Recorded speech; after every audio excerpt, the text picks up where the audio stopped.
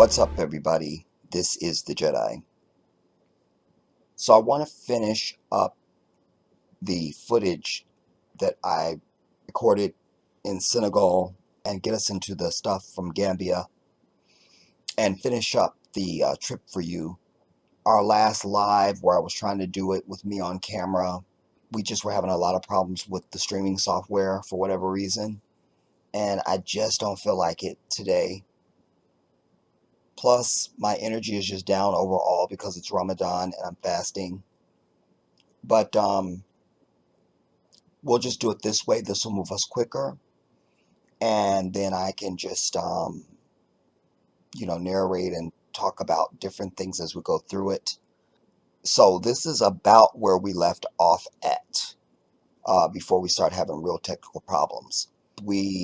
This was one of the days that Malik and I had gone to the doctor dealing with my x-ray and medication and all that kind of stuff.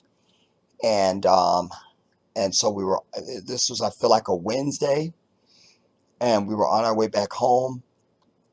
If you did not see the previous stream, you need to go back and watch that. And also remember, you guys, you got to be checking for the live streams, because remember, I did live streams. So some of this falls,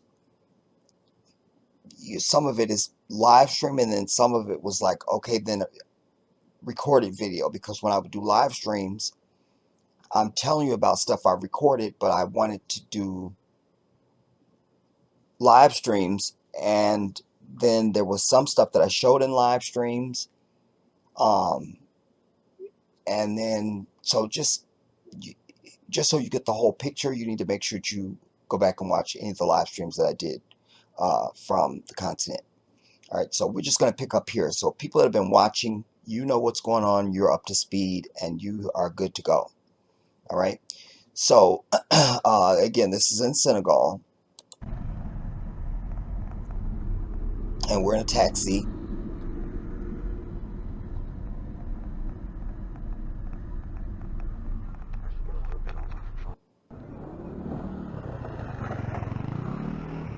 Now,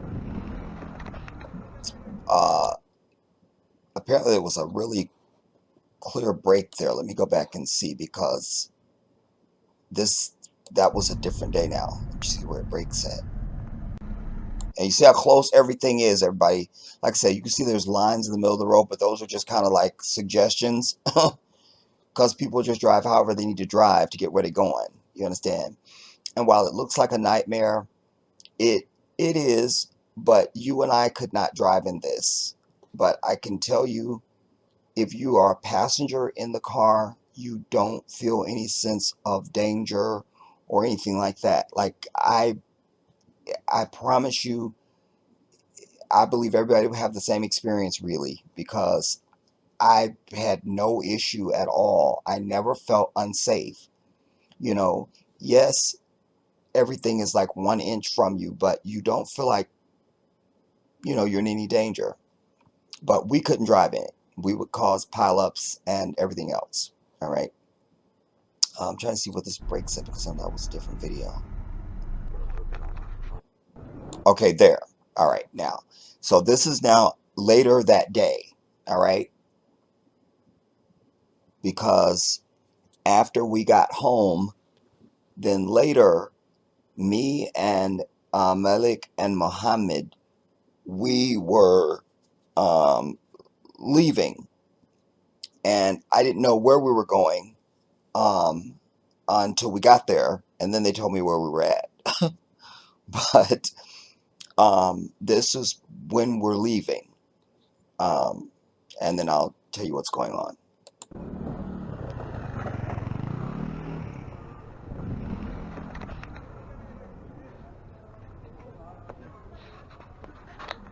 So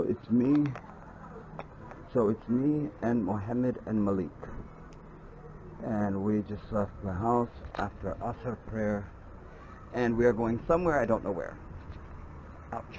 Yeah, you hear me say there, we're going somewhere, and I don't know where. We're just down the street from the house. Like, we're just down the street from the house. We're gonna get a taxi. or just like right by the house, like right where this red car is. I'm about to show you. So now, if you can see my cursor down here, where this car is right here, that's where the house is, but it's to the left. But this car would be like across the street from our building. All right, just to give you a sense of how far we are from the house. All right, and right here on the left, you guys, these black looking doors, that's the barbershop I was telling you guys about. Like, you go in there, the brothers got flat screens on the wall, they got a pool table up in there, and they chilling just like you would see brothers in barbershops here in America. So I loved that so much. Love that, love that. And from this perspective, behind me, if I turned around, if I did it exactly at about face and turned around, then the mosque would be right there behind me on the left. All right, just give you some perspective. That red car is like just beyond there. This is where we at. Now, this is Malik right here, walking next to me, and right over here chilling, that's Muhammad right here in the blue. And then you guys have seen Malik right here. So it's right there in the leather jacket on my left.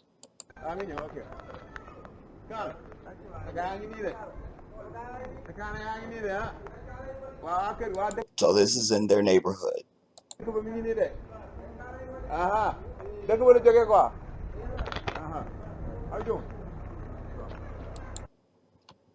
Now you see there's the taxi. And so I had been trying to, if you saw previous stuff, you saw me kept saying, I would say when I'm in the car, I'd be like, you guys, I keep forgetting to show us hailing the cab and getting in the cab, you know. So this time I finally got it. You know, that was important for me. How long have I bitched about when I was watching stuff before I went to Africa? One of my complaints was people say they're going someplace, and then next thing you know, they're just there. You didn't see where they were before they got to what, who did you go with? How did you get there? What was the car? What did you see on the way? Like, what, show everything, you know. So I was doing exactly that, you know, like, let me show everything. So there's Malik now wrangling with the driver about the price and where we're going. And then there's Mohammed right here in the blue. And of course I'm filming. All right. So we're getting the taxi now to go to what turns out to be this market. It's an outdoor, you'll see it, you'll see it. And then I'll have a better description for you.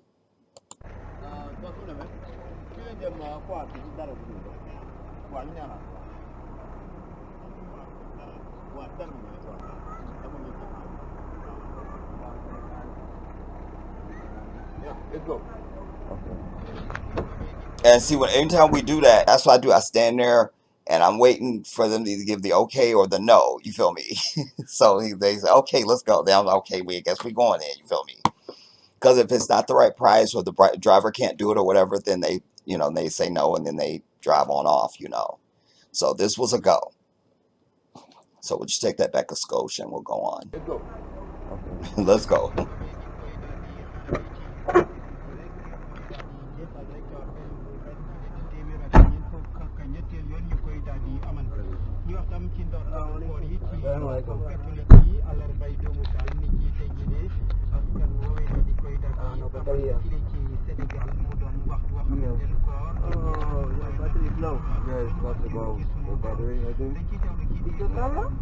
Yeah, es viejo. Okay, and Elia, I was recording a lot, so I didn't charge you.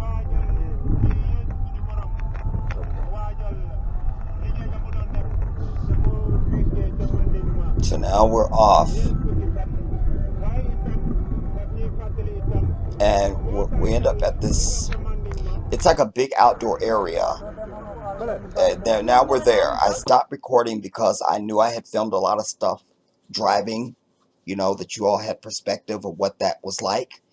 And my GoPro battery was low, and from being out all day with Malik, so I wanted to, I didn't feel like I needed to record the entire trip there.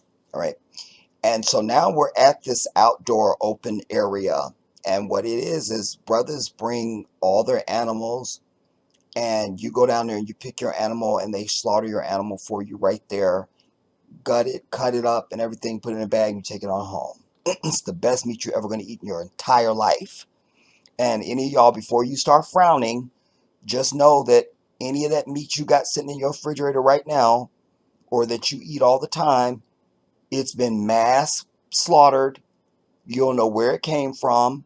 The animal suffered the entire time it was alive. It never saw the light of day. It never roamed free. It's got all kinds of chemicals and antibiotics and all kinds of stuff in it. You feel me? And you just see a nice red piece of meat sitting in the plastic when you go to the market. Nah, this is the meat you want, homie. This is the meat. It's Malik right in front of me with the leather jacket on. That's Malik. And he was basically doing the wrangling for what it is he was going to purchase. And I think, if I remember correctly, this that you see right in front of us, I think that's the one he ended up getting. Don't quote me on that.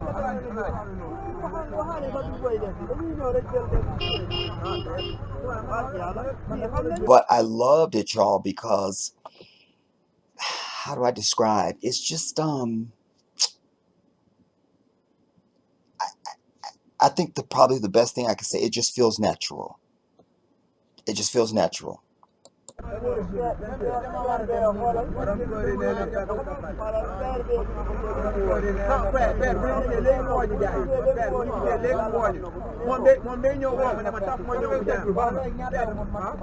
And so you hear that, you hear them speaking. So that wears on the nerves after a while. If you're from someplace else and you don't speak the language, that wears on you, because the cadence of it, it's very busy and you don't know what they're saying. So it just to share the psychological with you. All right.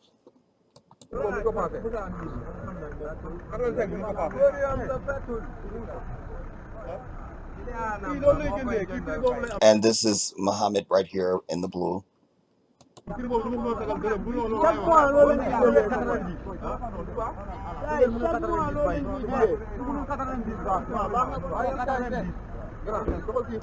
And they were saying this is one of the smaller markets. It was a big area out there. So I'm good. Like, I don't know if I really need to go to the big one. I mean, this was big. But just to share that they were saying this is one of the smaller ones, you know. And you see how the animals are standing out there. You feel me? No animals are being mistreated, you know, and all that kind of stuff. I mean, and the animals, what I learned, or I should say I observed the whole time I was there, not just in Senegal, but also in the Gambia, the animals are very, they're used to humans. And so they don't run away every time they, you know, and all that kind of stuff when a human is near and stuff like that. They're very, there's a harmony. Maybe that's what I'm trying to, there's a harmony between the animals and the humans. Like there's just, you know, you literally would see, sometimes you go in some place and you just see like a small herd of goats or cows or something just walking down the road, but they're in their own little herd and they doing their thing and y'all do y'all thing, you know. It's very there's nothing really jarring about it, you know. It was just like it's nothing.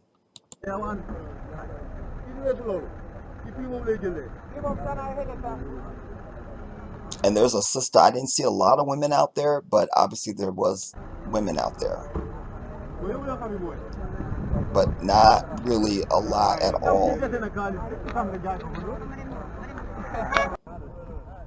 Now I cut there because he has selected his animal, and now we're going across and up this like small hill to the area where they actually slaughter the animal. Me and Malik and Mohammed, and we've come out to a small market where they have animals for slaughter, cows, lambs, goats, etc. We just left a section that I filmed a little bit up just a second ago, and now we're going to another section. Right there. right up here where you see this tree at, and you see there's some brothers up there. All right, that's where you go up and they slaughter the animal, and it's just beautiful, man. I mean, it's beautiful. It's beautiful, and for me, there was even a little bit of excited anticipation, really, because I'm into stuff like this, and I just know like this is gonna be some good ass meat right here. You know what I'm saying? Like I'm already knowing.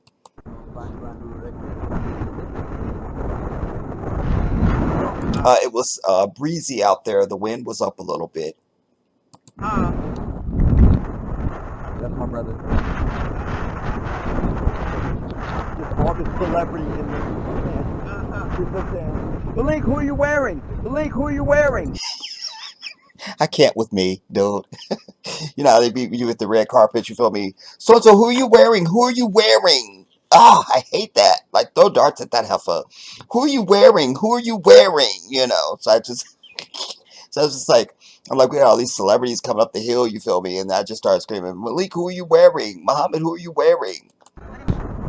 And you can see the perspective there of where we're at, where we're going now, and behind us, more to the right, is where everything was. Now we're going just not that long of a distance at all, just a little short walk over to this area where they actually slaughter the animal. Just all the celebrities in there.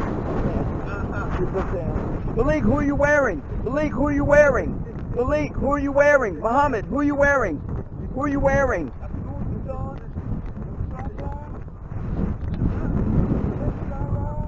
Muhammad, come get a statement about your last movie. Come get a statement about your last movie and your co-star. Tell us your work with Taraji P. Henson. Oh, yeah, Allah.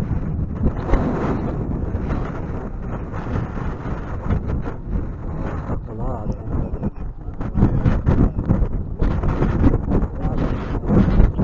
Now, don't nobody trip because I'm not showing the slaughter, so chill out.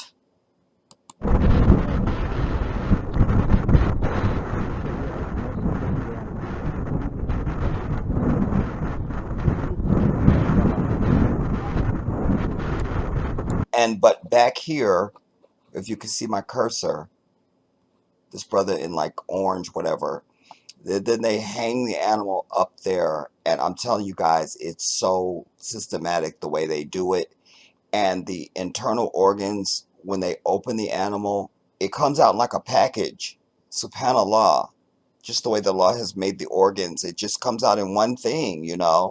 It's very, man, like that's what's up, man.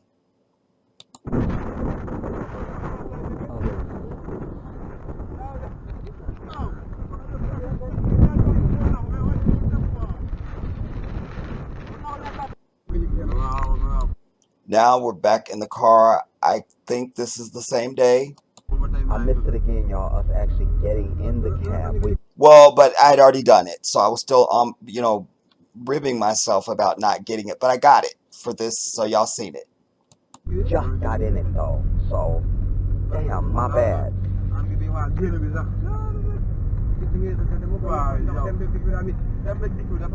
So Okay, this might be a different day, y'all, because I noticed that Muhammad is not in the car. So this might be the next day. Yeah. Because I missed it again, y'all. Us actually getting in the cab. yeah. So I forgot that the day before I got it already. So this is, I think, the next day. And hopefully I'm going to say what we're doing. Just got in it though, so damn, my bad.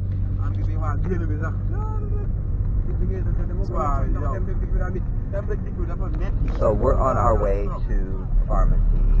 Okay, yeah, this is next day, or might have been Friday, because we're on our way now to the pharmacy, because we had to do this over the course of 4 days.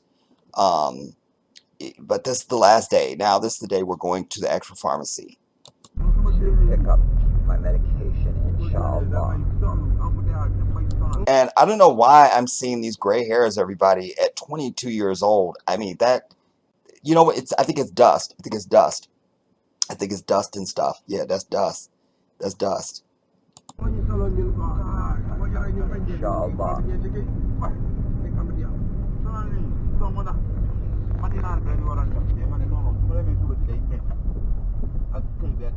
And see, this is the part I was mentioning in the live when I'm saying, like, and this is just one of many times when I'm saying, like, okay, we're in the car, but they are communicating and I have no idea what they're talking about.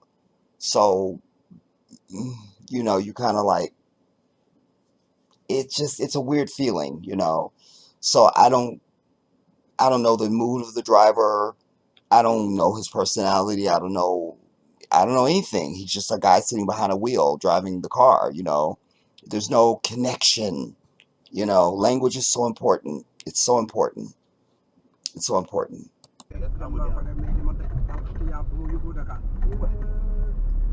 You know, and me being from a different country, like, you don't get that benefit of, like, when you're in a taxi and the driver knows you're not from that country and they're telling you stuff about where you're at or the country or just incidental conversation. You don't get any of that at all.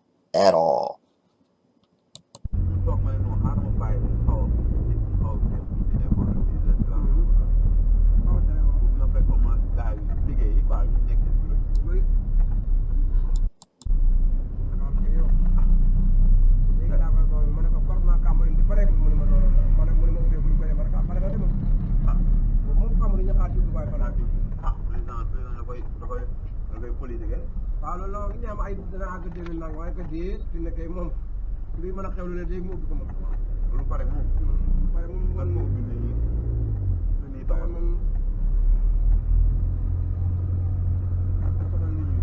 And somewhere in here I'll probably splice in, because I had some phone video when it's not this day, but it's one of the days that we were dealing with this x-ray doctor medicine stuff, that Malik and I were inside the hospital and we were sitting out waiting to be called, and I filmed us. So I may just splice that in just because it's in context of this, but even if it's not the same day and stuff.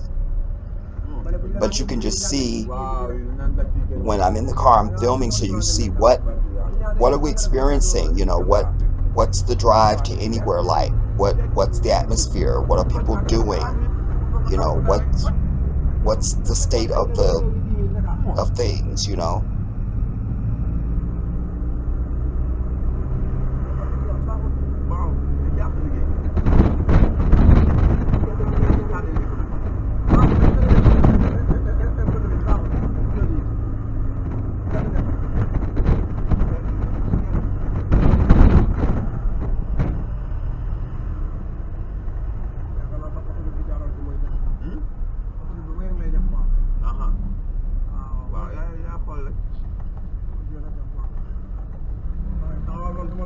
This is the infamous traffic.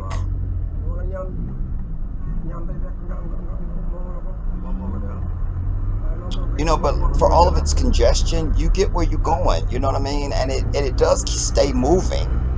You know, I can't really think of too many times when you just felt like you were sitting in a parking lot. It keeps moving, you know. It's really nothing.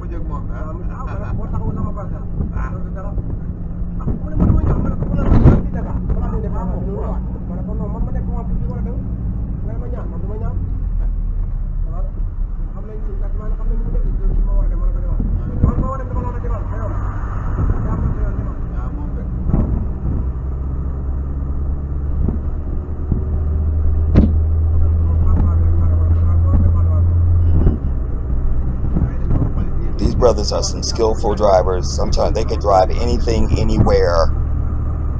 They know what they're doing, and they do it like it's nothing, you know. They're very relaxed. It's like no stress.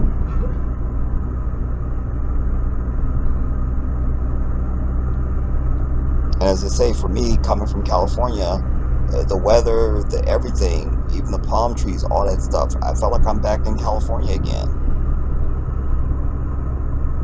Very nice.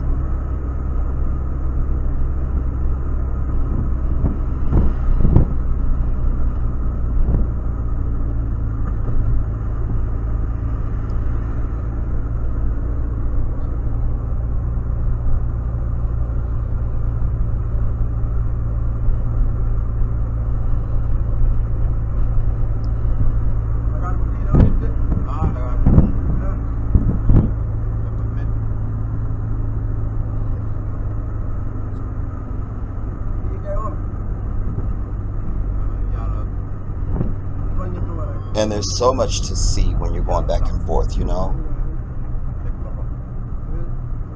I just wasn't aware that the glare on the windshield was not translating.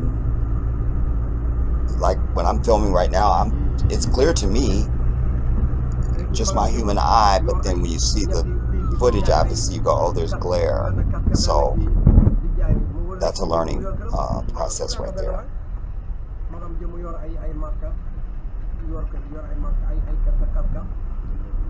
Because anytime I'm filming straight on like that, it's so you can see what we're experiencing as far as traffic in front of us and all that kind of thing, you know.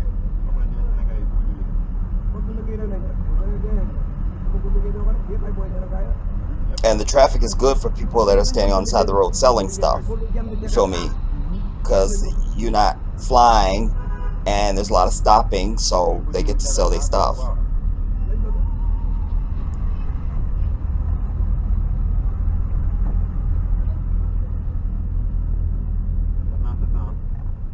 I mean, you really don't need to go to a market. You could just drive and come back home with everything you thought you needed. I mean, they sell some of everything.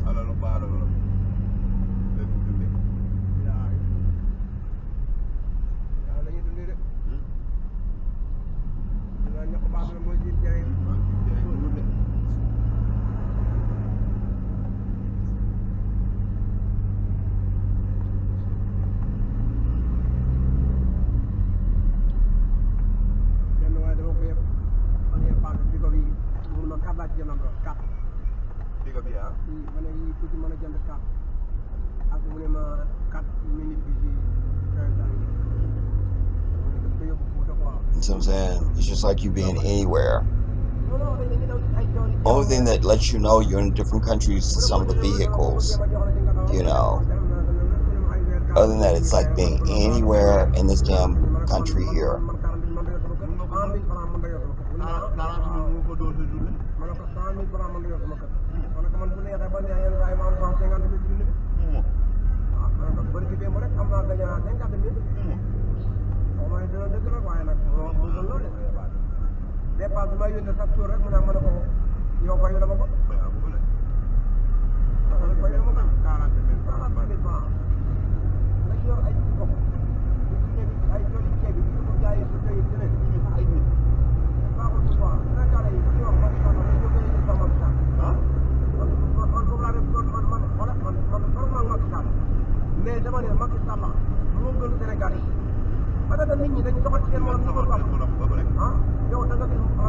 Look, you see somebody just cross the road right there. Yeah, that's the highway.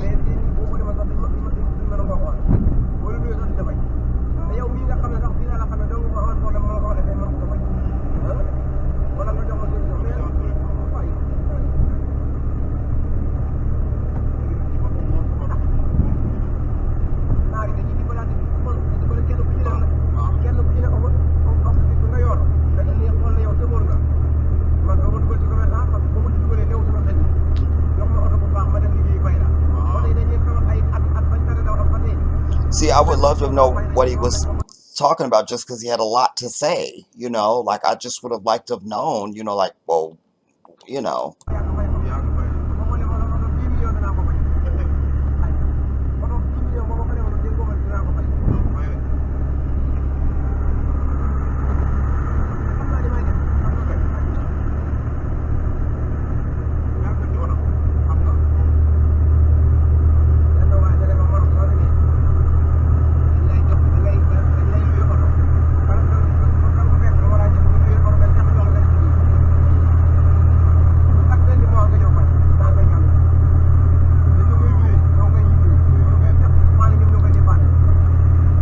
Knowing me, I think I turned the camera there around to me just because, like I say, at some point it just feels a little like, lack of a better word, lonely. Like, you just feel like you're by yourself, you know? So it's like, okay, I'm filming all this stuff out the windows and blah, blah, blah. And then them in the front seat, then you turn around, it's just me, you know, like.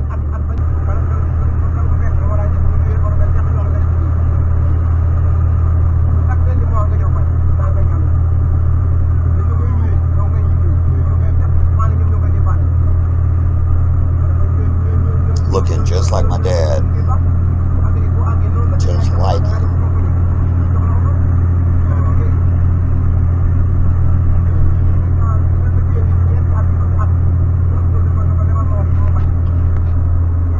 Yeah, I know that must be why I turned the camera around. It must be. Because I know me.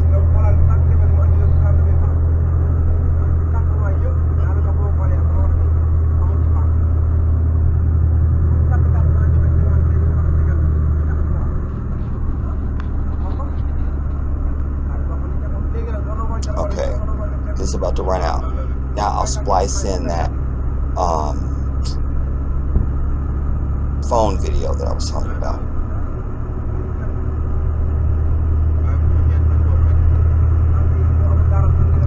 So this is one of the days that we were going back and forth, and we were sitting out, I think, waiting for either the X-ray tech to come and call us, or it might have been the day that we were there to see that we met with the doctor. I can't remember, y'all, but this is me, and I think my nickname for Malik is gonna be Fly Guy. You feel me?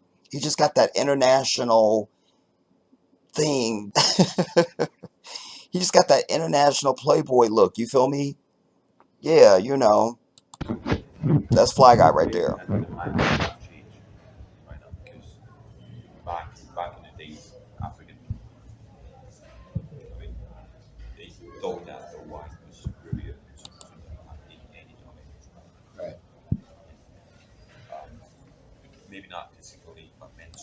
Okay, we can't get no more volume out of this, y'all, so we may have to scrap this.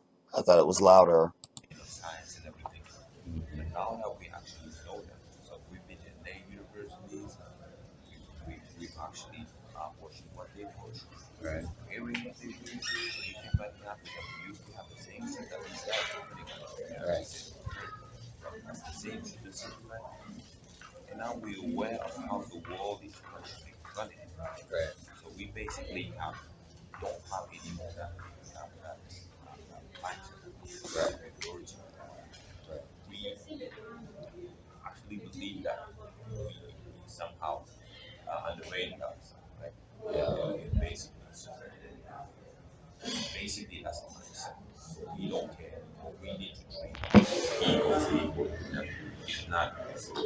No. Two things. One, you cannot, that would be the fair thing. We cannot think in terms of fairness. We think in terms of the enemy. So we think in terms of superiority. Because we are. But I'll come back to that. It's one thing for mindsets to change. It's important that the African people have a sense of hatred. Because if you do not hate anything, you will be seduced by it. You are vulnerable to it. I'll make my case for that. You could have mice in your house, or a cat, or any type of pet. It's just anything that's getting on your nerves. Until you hate it, you're not going to get rid of it. You won't. And what Africans don't experience from white people, you never get their pure evil the way we get it, because they see you as exotic. Once you speak, they hear that beautiful African accent, you're just going to get the grin out of them. That's it. Because it's something that goes onto their mind.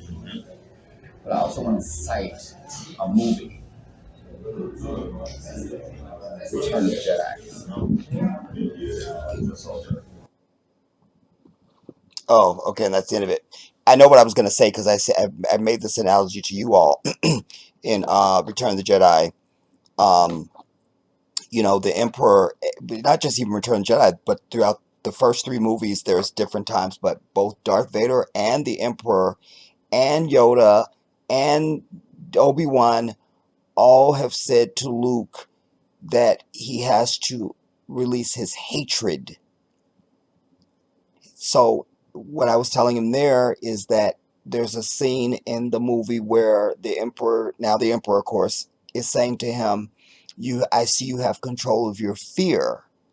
Now release your anger. Only your hatred can destroy me. And I make that analogy to anybody who listens because that is true. Anything that is a detriment or a pest or an oppression to you, you will always be seduced and be a victim of it until you hate it. You understand? Hate is a motivating energy, because it's like a woman who is abused. You know, um, she keeps taking her abuser back. She's been in the hospital. She's got a fat lip. She's got stitches and all of it. Until she hates that dude, this cycle is going to continue. It's going to continue. When she finally hates him, it will be over. It will be over. It will be over. And I make that analogy as it relates to our oppression from white people. As long as we continue to teach this, you mustn't hate, you must love, and all that, that's exactly the Achilles heel, and you will never overcome these people or their oppression until you have absolute disdain. African people will not move forward. That's the truth. It's going to be true whether I say it or not. Now I'm just going to randomly, in whatever order it comes up, y'all, I'm just going to show you a bunch of stuff, still pictures, random video, and things like that from Senegal, just to move us through, and I can just editorialize as we go through it. All right.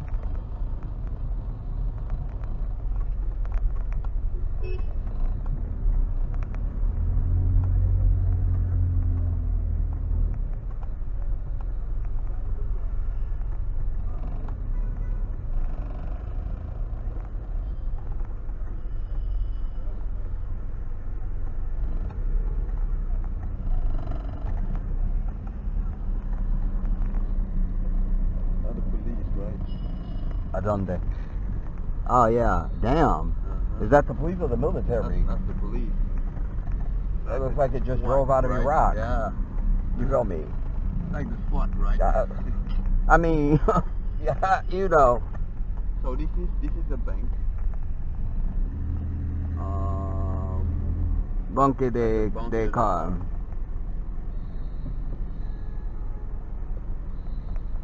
Allegedly owned by the brother of the President of the Republic. Maybe he can write me a check. You feel me? Since he got banks and things. He somehow justifies, let's say, the presence of the police in front of the bank. I mean, it could just get a security guard. Who else bank would be guard like this? Nobody's. It would just be a security guard. Bro, we passed by many banks. I mean, there's Senegal over here. This is a bank, bro. No tank. So when people say that, you might want to think, maybe they're not wrong. Right. Ah. If it looks like a duck.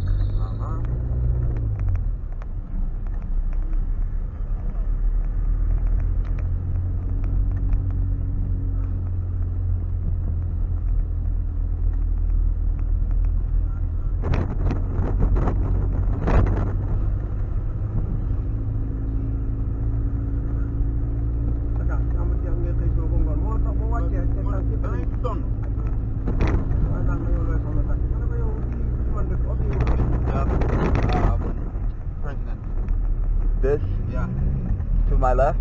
Yeah, your left. This is the old.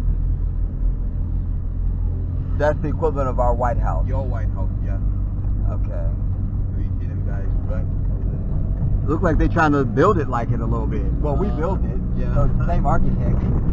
You feel me? Africans built it. This is administrative building where the all ministries are located in.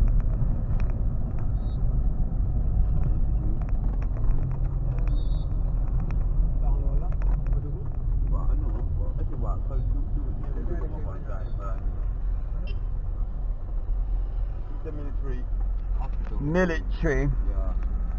So we. The military hospital. I will stop the recording here. Stop, or I'll say stop again.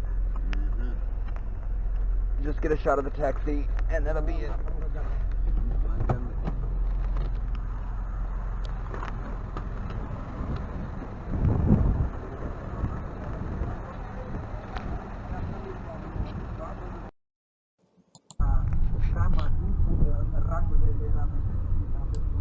This I'm including, y'all, because I'm not sure if I've shown this or not.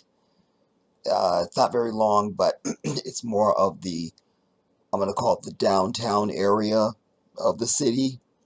So I just want to be sure that I get these shots in there, you know.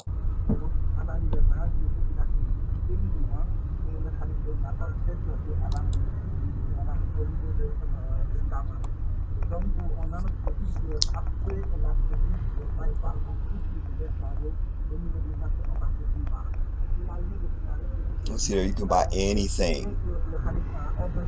I don't know what that big orange thing was the brother had. I should go back. I'm not going to do it, but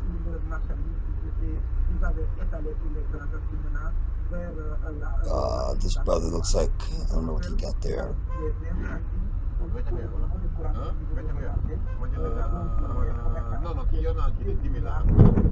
And again, it's like, you know, it's like anywhere you would be, for the most part, the architecture, I think, is better. And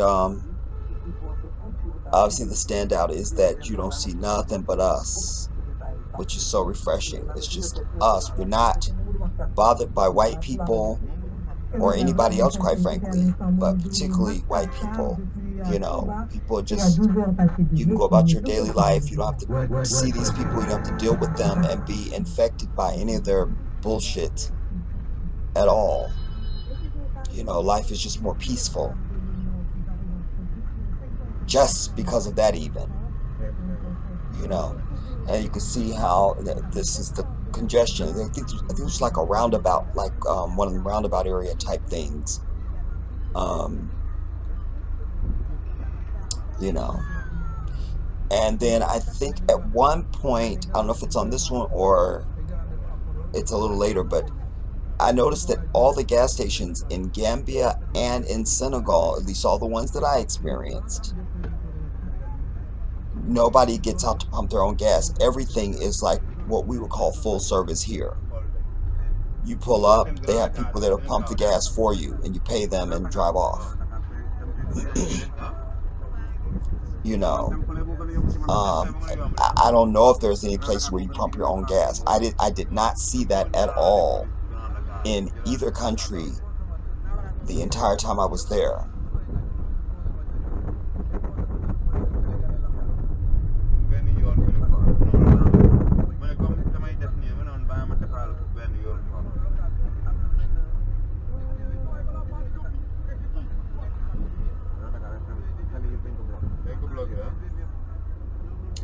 I'm not also sure if we're coming or going. I think we're going. And this is, I see the date there in the bottom left-hand corner. This is the, I can't see it now. As soon as I focus on it, looks like it's the day before my birthday. Yeah. This is February 24th. So this is what would have been my father's birthday. Okay, it is on here. Okay, see, we're at a gas station now. we're at a gas station, and they are helping the motorcycle dude in front of us. Oh, that one's the end of that one. Okay, hold up, y'all.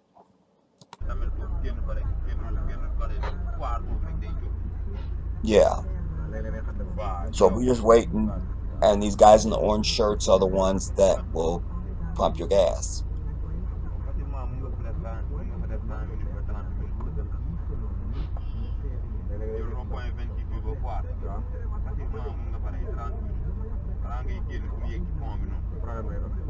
You pull up, you pay them the money, they pump your gas,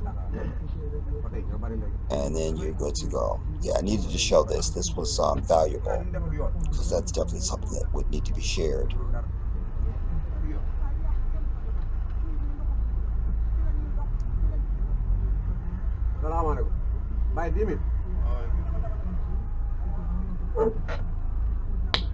And then I'm sure I stopped filming there because just either I was kind of trying to conserve battery, or I didn't know if they would trip if I'm just sitting there filming them pumping the gas. So whatever. Yeah. Here is some footage of inside the mosque that was just up the street from their house, Papa and the brothers. This is the mosque that I was telling you guys I'd be walking to. This is the masjid outside of the house. It's just like one block, and you're there. It's nothing.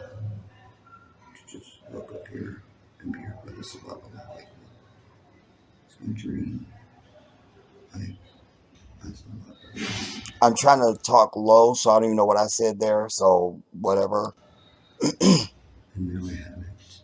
I'm experiencing it.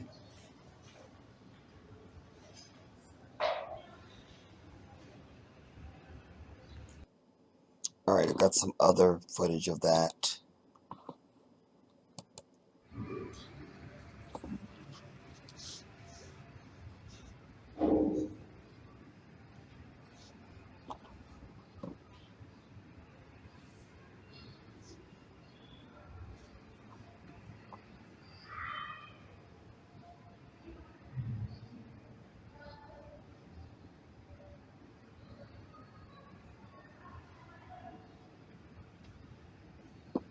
And just outside this door that you can't see, but you see the light coming in there on the right.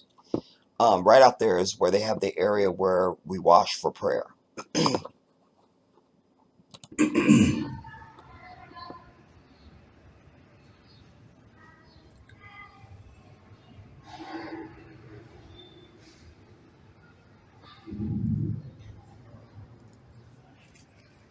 And shortly it will fill up. Right. Because what you see now, and I'm there early because the brothers are coming in and making their sunnah rakats. These are the rakats you come in and you pray for the mosque, for the holy house of Allah, and then it will fill up, because then the actual prayer time is in a few minutes. That will come in, and then everybody descends on the mosque to make. I'm not sure which prayer this would be. Probably the second prayer of the day, Zuhur. It could be Asr. Either way, it doesn't matter. So I'm just literally, I've already made my sunnah rakats, and I'm sitting back now waiting for the main prayer time to come in, and then everybody will make the congregational prayer. Let's all get here for the prayer time. These brothers are making their sunnah rakats for masjid. And then we will do the congregational prayer. Sometimes I do both. I'll do my sunnah rakats so that it's on time, the posted official time. And then I'll still make the congregational prayer with everybody else, just to be sure. And I pray Allah will accept my prayers. Ameen. Okay. Now we'll move to something else. Now this is at Goree Island, the slave island. This is when we're actually on the tour. This is our tour guide. I forgot his name. But It's 10 kilogram, 200 pounds, whatever. They look like this. Right. That's why they couldn't put any further. That's why those of us who landed in the diaspora are the strongest of the strong. Yes. That's why the group can be done. That's why we have Usain Bolt. That's why we have, we could just go down the list. Mike Tyson. Mike Tyson. Anybody with Muhammad Ali, anybody want a name? Also, LeBron James. Yes, LeBron James. All of that. All of that. Yes. And you have me too. There you go. There you go. You know what I'm saying? Get your shout out. You see, Papa goes, that's why you have me too. Because something the brother was explaining to us about they put our ancestors through, and ultimately it was the strong that they took from the continent, and I was just making the point that's why we have all these great people that I'm naming as far as that athletes and stuff like that, because we're the strongest of the strong of the strong of the strong. Try to go to the door, take some souvenirs, some pictures. I'll take a picture of you, the door. This is the door of no return now. It's on video. Okay, cool.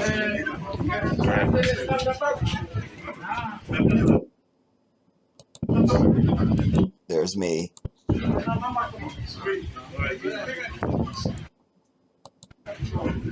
See what's written there at the top?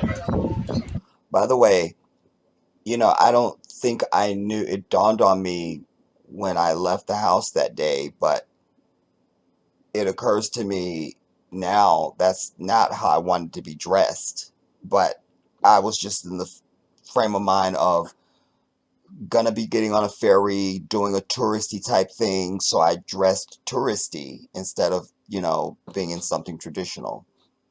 So I would do that differently, I think. Door of no return. That was a lie. You came back. I'm back. Yeah, you're back. Yeah. And when Papa said that really sparked something in me. When he said, "But now you're back," that really sparked something in me, because then you hear me say something to that effect, like, and then I said to him, they didn't think that the sons and daughters of our ancestors would return one day. It really started I was already emotional from the time we got on the ferry to go over to the island, but I was very contained, and it just kind of bubbled up. And I think that was one of the things that took me up another notch too, Yeah, you're back. Yeah. That was a damn lie. That's what they wanted. Yeah, you're back. Yeah. That was a lie. You came back. I'm back. Yeah. You see that pause? You see when he said that? He goes, "Now you're back," and then I paused because that struck me. And that's when I turned around and go, "Yeah, I'm back." No return. That was a lie. You came back. I'm back. Yeah, you're back. Yeah. That was a damn lie. That's what they wanted, though. That's what they thought was gonna happen. Even the manager's sons and daughters. Yes, here it is. It became reality. A lot of wind, so that you can hear it blowing on the camera. So apologize for the wind, y'all. It was very windy in that doorway. You see that sister's hairdo is wrecked for the day. Ain't nothing she can do now.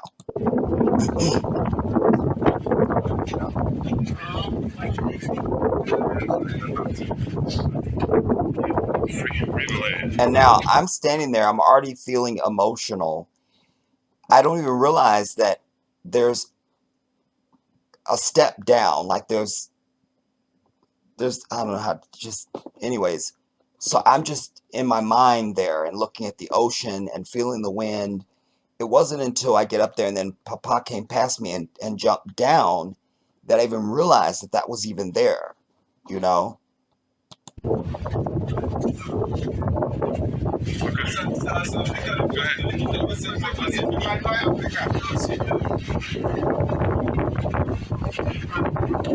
ahead, bro. After you squeeze yourself in. American politeness. Okay, American politeness. All right. You can see how blue that ocean is. You know, that's the Atlantic. And now to stand there.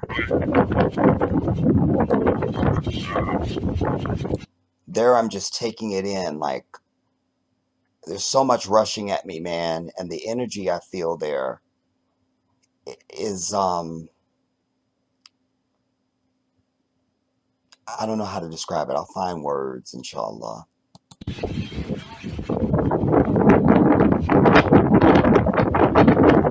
But you see, even Papa stopped talking. I think he just knew or felt, you know what I mean? Like it just, I don't know. And then he came, he didn't even say anything. He just came past me there.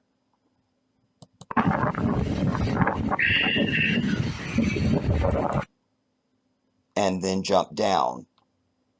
And now I'm full. And I'll try to hear what it is I said.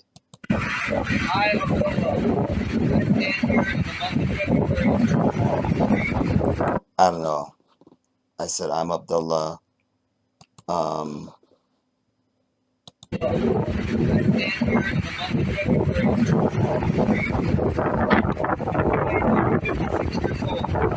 said in a few days I'll be 56 years old.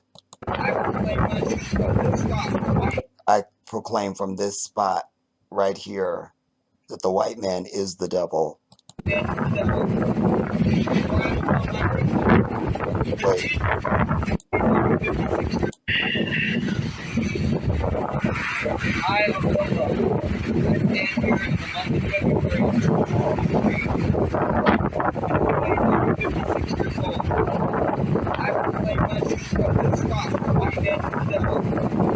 I proclaim from this rock that the white man is the devil.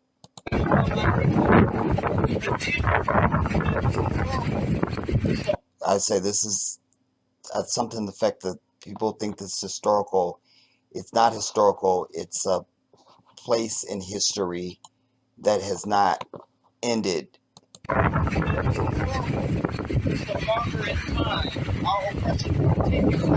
It's a marker in time. Our oppression continues. I just came here from America. I still deal with the same oppression from the same demons, the same beasts that my people dealt with all these centuries ago. They didn't think that the sons and daughters of Africa. They didn't think that the son. That's when I really started crying. I was like, they didn't think that the sons and daughters. What did I say? Centuries ago. They didn't think that the sons and daughters of Africa would return, that the sons and daughters of Africa will return. But I stand. For the ancestors. On this day. I bid you all. I bid you all. Let us come home. Let us come home. Let us claim our land. Let us claim our land. Let us claim our land. Mother Africa. Allahu Akbar, Allahu Akbar, Allahu Akbar. It just came out of me, man. There was so much more in me. I was, at the same time I had a lot of words in me, I was at a loss for words. I just was overcome, man. I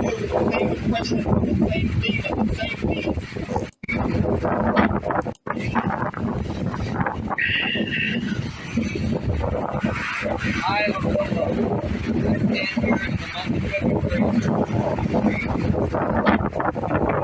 56 years old. I proclaim my truth from this rock, my head to the devil. Rise from my the marker in time, our oppression continues coming from America. I still feel the same oppression from the same demon, the same beast that my people dealt with all these centuries ago. They didn't think that the sons and daughters of Africa would return, but I stand with the ancestors of this day. I bid you all, let us come home. Let us claim our land. Let us claim our land. Mother Africa. Allahu Akbar. Allahu Akbar. Allahu Akbar.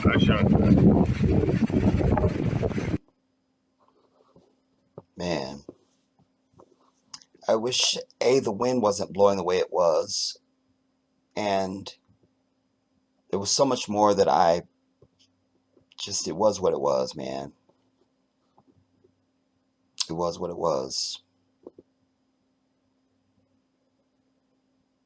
Wow. But our people need to experience this. You understand? And the thing that was a mind fuck is then you got white people walking around the site. You feel me? I mean, how do you reconcile that? How do you not want to come out of there and just slay everybody?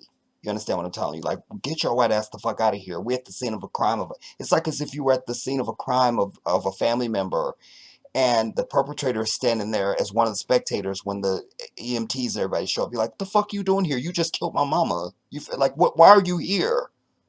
Why are you here? And you be ready to attack their ass. That's how I felt. That's how I felt. I think these historical sites like this, their white asses shouldn't be allowed. Shouldn't be allowed. Because I'd like to go to Auschwitz now and see how many Germans are walking around in full uniform. Just love to see that. Just love to see that. Just like to see it. I'd just like to see it. Anyways, moving on. And here's some of the still shots. Because something I didn't even know that Papa taught me was that I didn't know my phone you could take still shots while you're recording. I didn't know that. He goes, did you know you could do still shots, photographs when you're recording? I'm like, no. So I appreciated the shots that picture right there is priceless to me. It's priceless because it really captures the moment. The moment. The moment.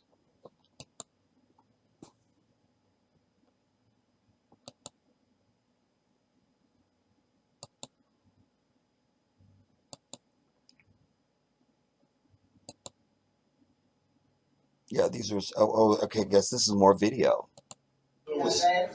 Yeah. Because St. Louis used to be the first city in Senegal. Senegal, out of St. Louis. St. Louis. Yes. And we have a St. Louis in America. Yes. It's in the Midwest. I'm from the Midwest. He said that the capital of Senegal used to be St. Louis, and then they changed it to Dakar. I just thought that's interesting because we have a St. Louis in America. SubhanAllah.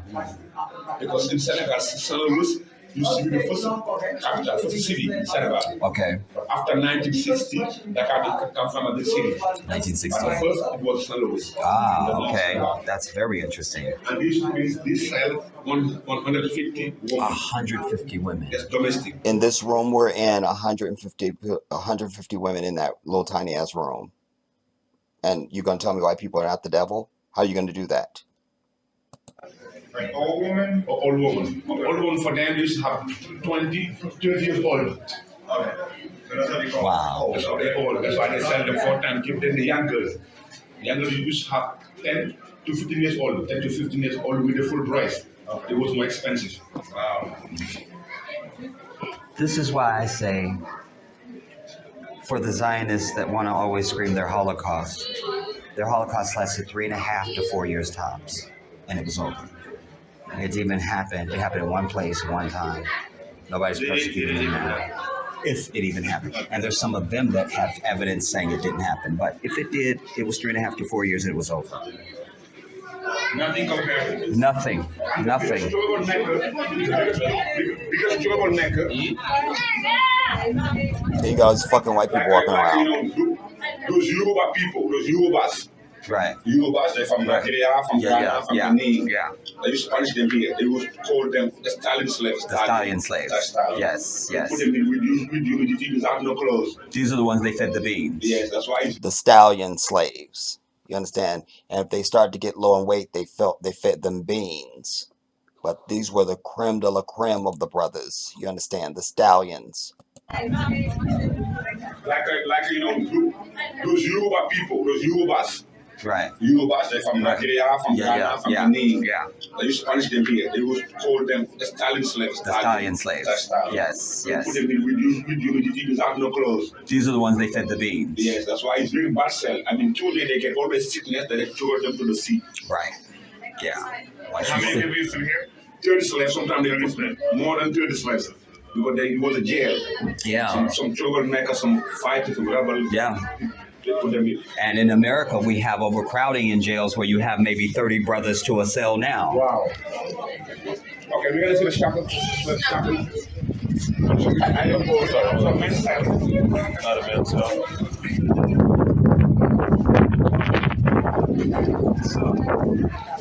That wind was treacherous, y'all. You could hear it.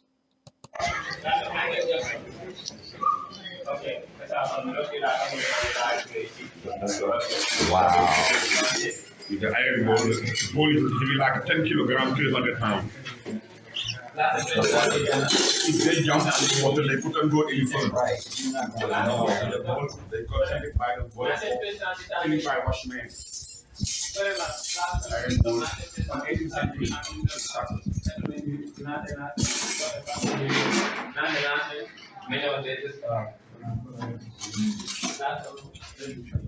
Back in the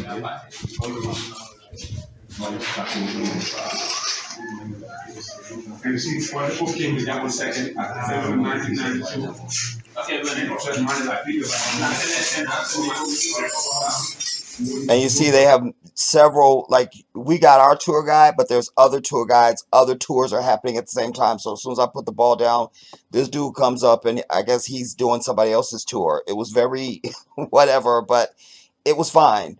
There's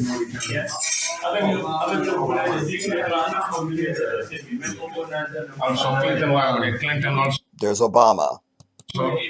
Wow. There's Michael and his brother. There's the Jackson brothers. You feel me? And if you look close, I'm in there because I was one of the Jackson brothers and stuff. That I'm telling y'all behind the scenes stuff. Y'all didn't know that. You feel me? I'm actually one of the Jacksons. I wasn't gonna tell y'all. You feel? I wasn't even gonna say it. But I wasn't even gonna say it though. I wasn't even gonna say it. You feel me? But no, there's the Jacksons. The Jackson brothers. So for anybody to think the Jacksons don't know who they are and all this kind of nonsense, Michael didn't know who he was. Michael knew exactly who the fuck he was. Exactly. Yes. Tito. I still don't understand why he had so many damn white people around him. That was part of his demise. You feel me? Too many scheming ass white people around, especially Zionists. Joseph the father, Jackie, Jermaine, Marlon. No. Jermaine, Marlon, Michael. And That's true. Abdullah was right there. And then I'm off. Yeah. They couldn't get me. Yeah. I didn't remember saying that, y'all. Even after I just said that little thing that I said just a minute ago. So at least I'm consistent, you feel me?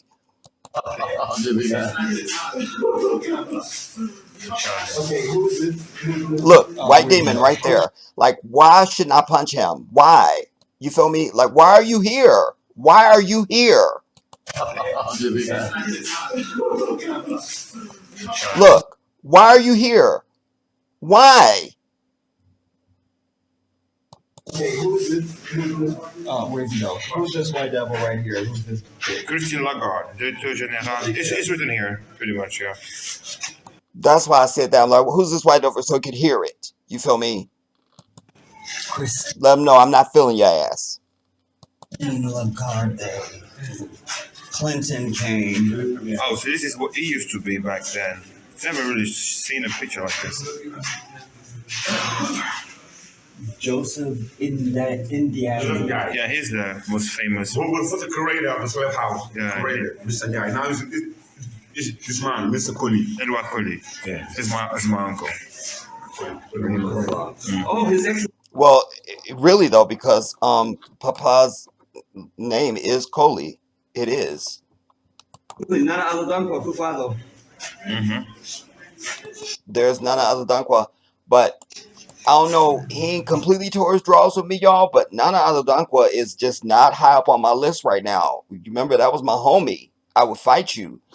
I don't know how I'm feeling. I don't know. Matter of fact, I'm gonna be doing a piece, y'all, on the other channel, the Jedi. I'm gonna be doing a piece over there about Kamala's visit to Africa in the last few days or whatever it was. I got some very strong thoughts on that. And additionally, Nana Adodankwa is in that because that's one of the things that made me say that. I got some words I need to say about that. So do be looking for that. This is the first That's Madiba. city of Papa. And some of over there have different photos. The seamster at your house. Yeah, he has it. Yeah. This, you hear me tell Papa, because down on the first floor of their building, there's a room down there. There's a brother that's in there. He's a seamster, and he's always in there sewing. And there's this big ass picture. This same picture is in there. I'm like, this is the same dude that's in that seamster's room down at your building. He's some kind of a spiritual leader. You'll hear Papa saying. Mandela, yeah. Mandela, Madiba. This is the first city of Papa. And some of over there have different photos. The seamster at your house. Yeah, he has it. Yeah. Spiritual guy, Mamla Black. It's a very striking photograph. Yeah. They have different photos. For example, this one's Elena, Ghana. Yeah, Alina. And in Makassar. Yeah. Even also in Gambia also. Yes. I've been there. All over. I've been there. Kunta the island? Yeah, of course, of course. In city, The US. inshallah. Yeah. Wow. But this place is, You know, this is why they're not taking care of it. Same. Our history is not the same because they worked it up for us. We're not the same. We just can't be now. We weren't anyway, but now we can't be. There's no other peoples on the earth that have this history. That this was done to.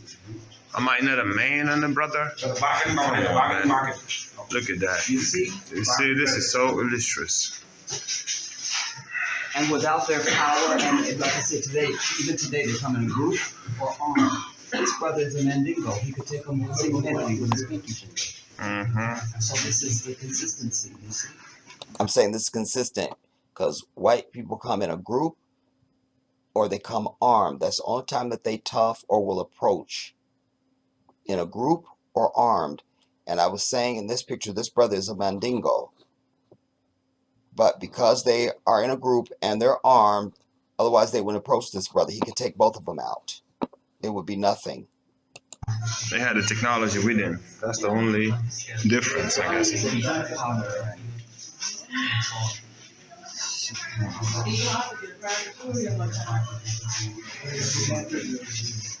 I was supposed to be on the top, but they have the perfection. That's why it was a global. I never really got to see this in this form, so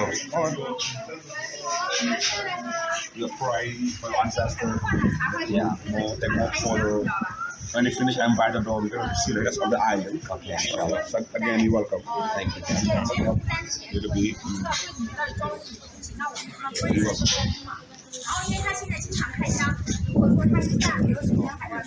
did you know that you can take a video and take pictures at the same time? See, that's what he just told me. He goes, "Did you know you take a video and take pictures at the same time?"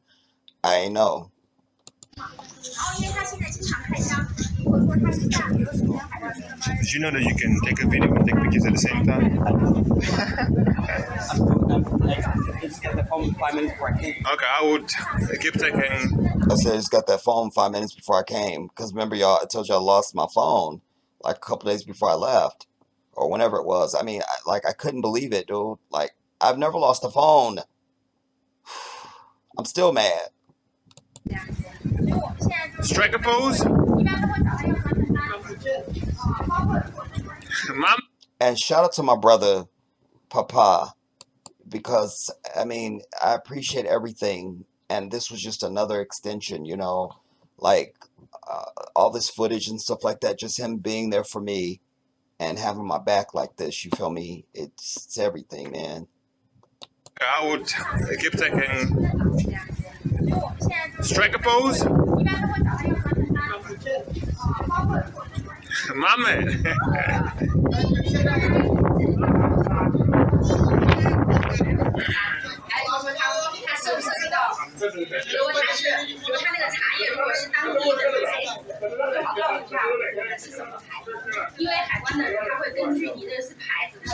Because fucking white people. For what? Because I'm like, are they there to dance on our oppression or to admire the evil handiwork of their forefathers and shit? Either way, they shouldn't be there. They should not be there. It's too sensitive. They should not be there. But you see, they don't give a fuck about our suffrage then or now. Then or now.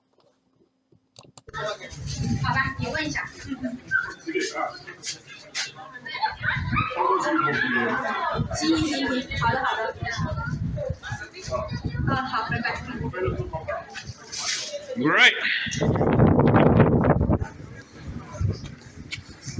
This place used to be open. I don't know why they closed it. He mentioned something. Part of it, he said they were doing something, so that's why the doors are closed. Maybe they're renovating it somehow. What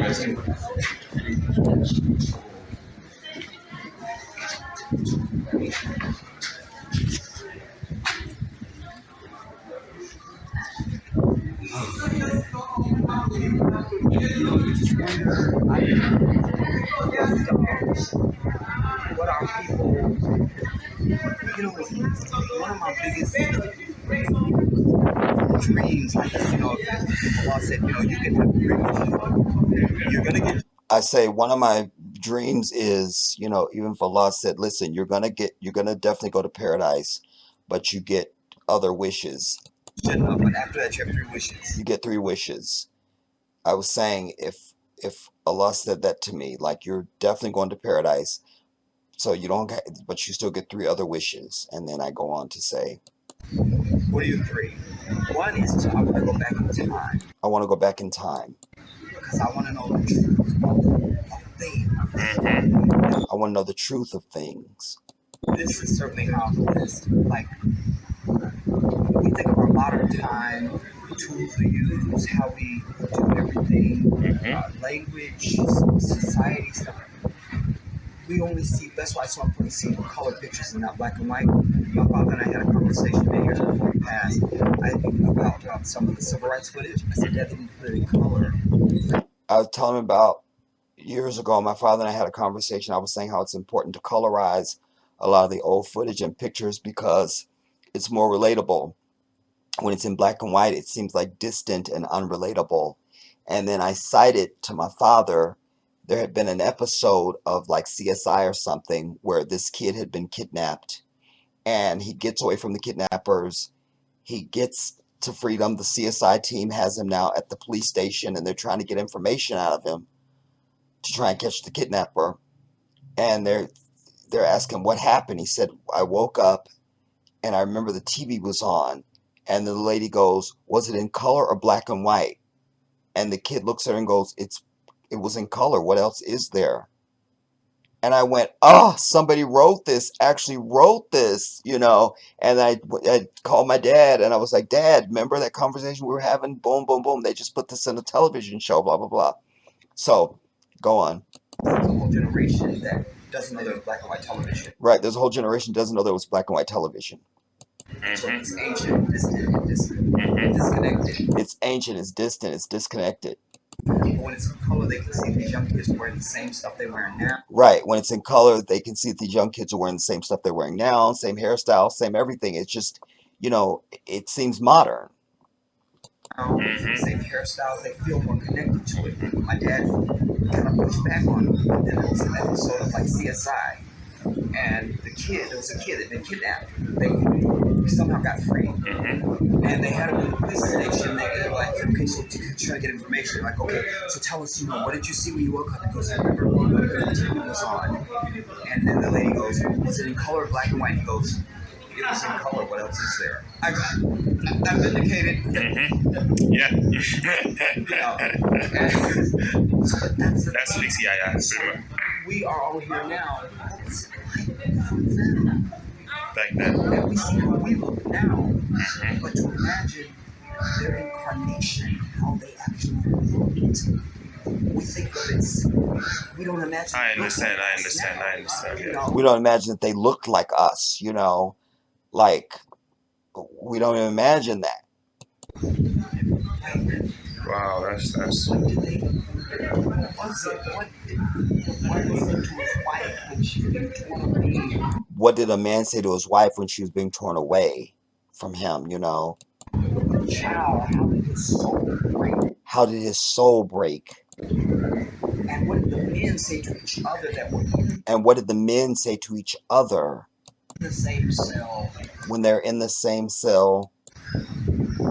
What did they think was happening? Right, like what did they think was happening? This was just, that just brainstorming right there, like we don't even ever stop to think when we see pictures and images that are just artist concept of shit from slavery, like what were they saying to each other? What were they thinking? What was the woman thinking? What was the man thinking? What the children think? What do they say to each other in their respective areas and things? It's a whole other level of shit that's just been completely ignored and cut out. You feel me? Or we don't even consider it. Or what did they think was gonna happen to them? Right. Senegal Overture wrote in his papers. And I say here, Toussaint Overture wrote in his papers that what they experienced was what I say. That to shorthand it, what they experienced was not what people thought. This was Is not what people thought it was. So like our brothers and sisters on the continent, for whatever they saw or didn't see, they didn't know that what we were going into was this horror from the pit of Satan. I've told you over the years, servitude has always been a thing. I'm sure Oprah has servants in her house now, but they're people, they still have a language and music, and they'll have a soul, and they're, all, but what these white ass demons have done to us has not been done to any other peoples in existence ever in the history of existence, and they are the only ones who have perpetrated and are perpetrating this evil. That's a fact. going to be. I knew that just because of what we know about servitude, we spoke about in the Quran. Mm-hmm. It still goes on. Oprah has servants, housekeepers, and whatever. Okay. Rich people have these things. Mm-hmm. But this was an evil that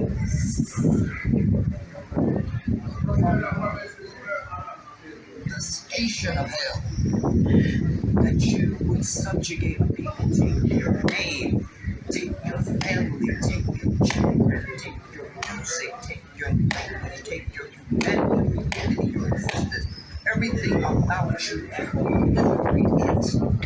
For what? For their own interest. This is why it's not just hyperbole and drama, and I'm not just being provocative when I say white man is the devil. And we have a very good grasp of evil as Muslims because of the way that the Quran speaks about evil. And the Quran is not just words, it is a living, breathing. Is the Kalim of Allah. You understand? It's the spoken word of the Creator. Yeah. Oh, and I believe when we say shaitan, should I just picture we should picture, or we should be mindful of energy. Yeah, I'm making the case there to say that I said shaitan, but when you think of the devil, I think most of our people think of some singular entity in a red suit with horns and a tail. I'm saying evil is a force. It is a force, and it dwells and it comes from white people, that they are the physical incarnate of this evil, this force, this energy. You understand? It's not one single person underneath the earth you know, with tail and a horn and horns and shit. It lives. Evil lives. Excuse me. By the way, I want y'all to know I've had this Deion Sanders throwback for 20-something years, dude, and it's still holding up. Just so you know. Connection, a network. That it is a force that infiltrates us. You know. Wow. And it's really fucked up for me right now to see white people meandering around here because, like, I say, and it's really fucked up for me right now to see white people walking around here. why are you here? Like, why are you here? Why are you here? If I could calm myself down, I'd like to interview somebody and say, I say, if I could calm myself down, I would love to interview some of them. You feel me? But I couldn't have done it because it would have been an international event. And at last, we are on an island. The only way you get off that bitch is on a ferry. So I was not really wanting to start shit. You feel me? This is a thing for you. Why are you here? This isn't really your issue. Because as soon as we bring it up, you say, well, I didn't do anything. I didn't have slaves. Right. Anytime you bring it up, they're like, I didn't do anything. I didn't have slaves. I wasn't living at the time. So then you shouldn't have your bitch ass on the island either. Take your shit. Okay, keep that same energy. Why are you here then? You didn't do anything. You didn't have slaves. You weren't born. So why are you here? I'd just like to know. It's a valid question. It is. Why are you here? What does this do for you? Are you here to see the handiwork of your people? As I infer. And I'm happy to hear an argument that's maybe it's just innocent. It's just a tourist thing for you. You happen to be in Senegal and you thought you meander out and see it. Okay, fine. But I'd love to know the provocation. Why are you here? This does not and cannot have the same meaning for you. It can't. No way. You have to live it to feel it. Yeah. To see that little one that I went to, which is Diva, and sat for about an hour or something. And so, apropos of Medieval because, to sell the people's and time is wisdom, silence. I would say wisdom comes in silence. And I know that I feel like that. I'm not surprised when you said that. I'm not surprised. That made absolute sense to me. Of course, because it's like most of us and the one that said to us, never look to make it as more than you. Always look at it as less than you, so it's the mercy of Allah. And you're in going into that small place, it's leading us up to a bigger just for that. And to share that because he had been in a confined place for so long. So, Allah.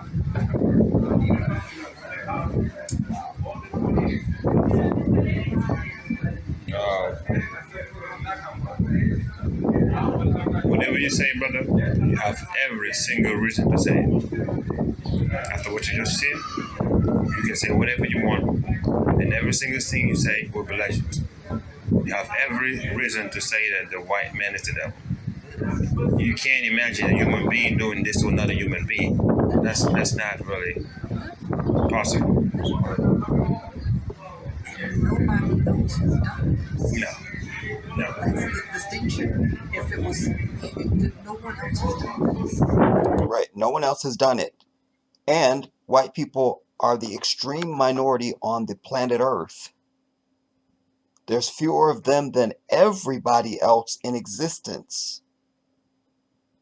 Yet they are the chief singular perpetrators of all the evil and strife on the earth. There's no argument against that.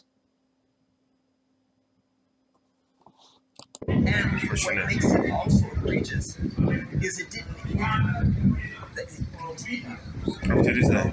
It didn't end. It continues, is what I'm saying there. It continues to this day. There's a documentary you should see on Netflix. You can see it on YouTube. I'm pretty sure I saw it on YouTube. 13th. I And they're talking about how they're making a connection so they never ended. I watched it. Excellent. Excellent. I mean, their evil continues, man. That's why I say, as black people, we need to. I'm never going to accept, get over it. It was the past, because it's not. My eyes are open. I see it's not. It's not. And for white people who really want to claim that they're innocent and really feel more in their heart, they have no ill against black people, then stand your ass on the sideline and have shit to say. You know, it's not like if you're arguing with her, saying your life or something. It's like, I'm in this. Get out. Come back. You know. And the generations, because they obviously perpetuated all of this down because of the things that we still experience in America. I don't know how bad it is for other Africans outside of Africa, diaspora. I don't know. I know they have some scrimmages and stuff in the UK, blah, blah, blah. But I always call America the seat of evil. Right. I always call America the seat of evil. So for whatever our brothers and sisters in the rest of the diaspora are experiencing, we still take the prize. This is the head of white evil right here. This is it. This is the headquarters. He has the resistance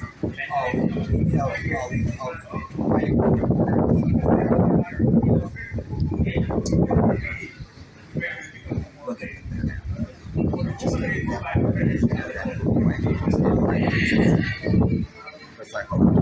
And there's a group of them down there. We're just making statements like, you know, this is just like a little outing for them or some shit. You feel me? It don't mean shit. It don't. It makes me sick, dude. They just have a big ass sign on that island. It should just be written into their laws there. No white people are allowed in any of these installations across West Africa. You're not allowed. You're not allowed. value. Because your presence is too inciting. You understand? If you go there, you could be attacked by angry ass black people who see your white ass. So stay away. That's common sense. And then to see these Muslims, and we weren't allowed to practice our religion, you know, or to pray. I was saying, and to see these Muslimas walking through in their hijab and all of it is also noteworthy because we weren't allowed to practice our way of life, our religion, which is Islam. Thank you very much. And now just to have these women walking on the site was also a beautiful thing to see. And then to see these Muslims, and we weren't allowed to practice our religion, you know, or to pray or do anything spiritual. And here, these Muslims are marching on the site now. Just look at their facial expressions. Look at how they react. Look at their facial expressions. Look at them. Yeah, it's like they're seeing the whales.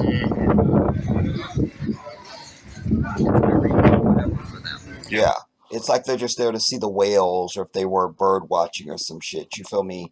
Like the whole demeanor is nothing. It's just like, get your white ass on the boat and go back the fuck off. Go somewhere. It's not as this.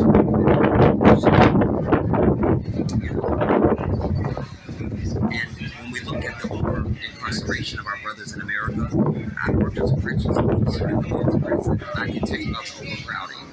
So it's about 30 brothers to a window. I've seen that. This wind is getting on my last damn nerve. Guys in America. In America? So kind of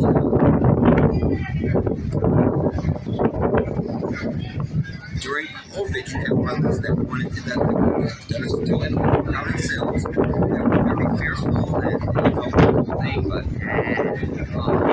yeah, it's real, man. This ain't no history. This is current. This is a chapter, but it's still continuing. Right. This is a chapter, but it still continues. So where we at, This whole place, that's a chapter in a book that is still being written. It didn't end.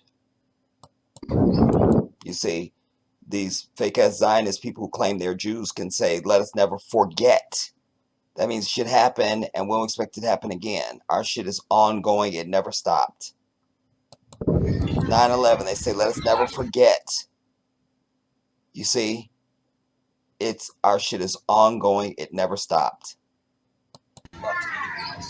Because the same perpetrators of evil still live and breathe.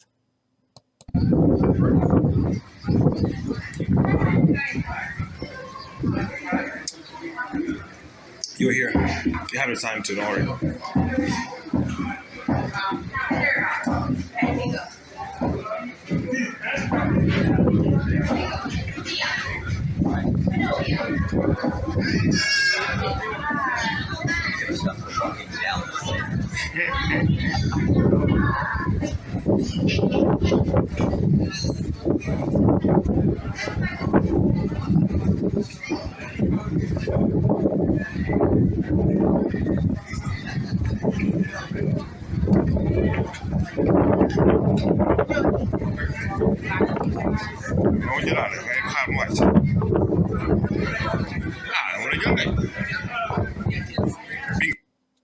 Okay. What else? Okay, these are some of the still shots that he was taking while filming.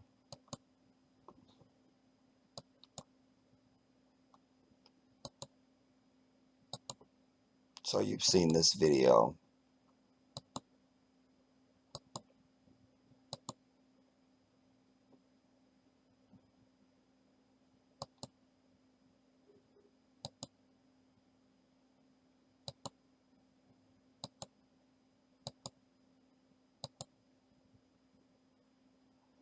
Oh, let me make sure none of that was video, because this is a video. This one here. All right. Let's see what this is. This is still on Goree Island, though. I know that from the surrounding and how I'm dressed and everything. On his phone, man. No security on his back.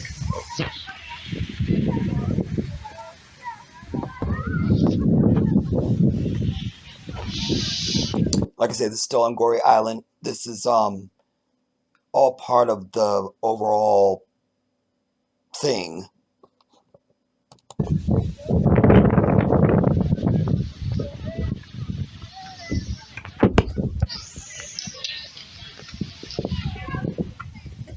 Good. You know I'm taking pictures as well, right? All right.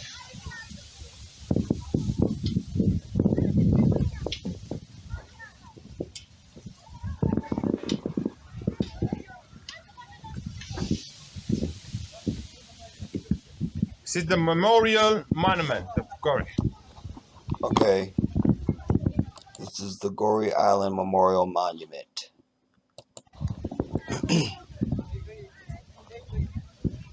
And for those of you who have been watching everything, you know that I was live streaming out there. That's why I was telling you earlier, you got to watch the live streams, because there's a live stream that I did from out there. So you have to see that separate.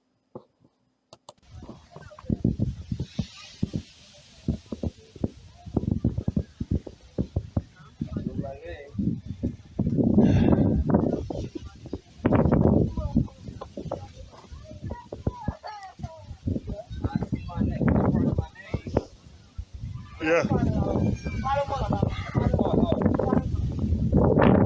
Yeah, Abdullah, yes.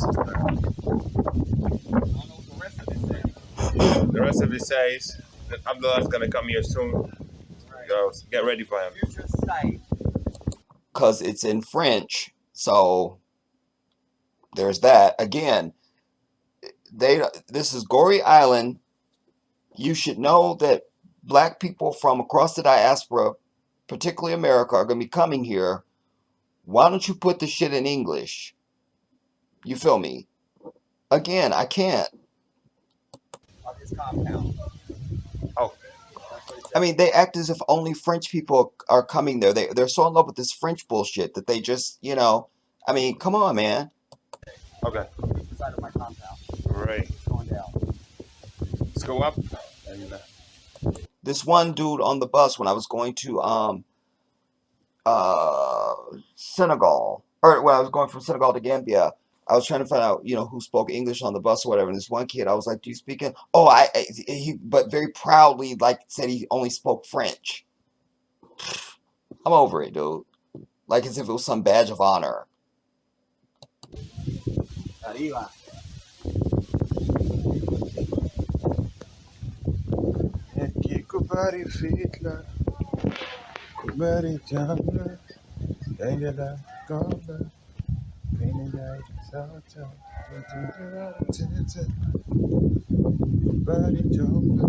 But the view up there was beautiful.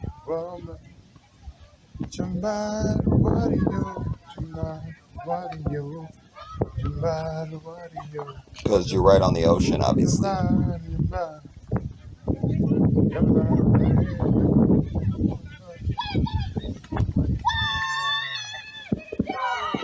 Dakar over there. This is Goree and that's Dakar over there.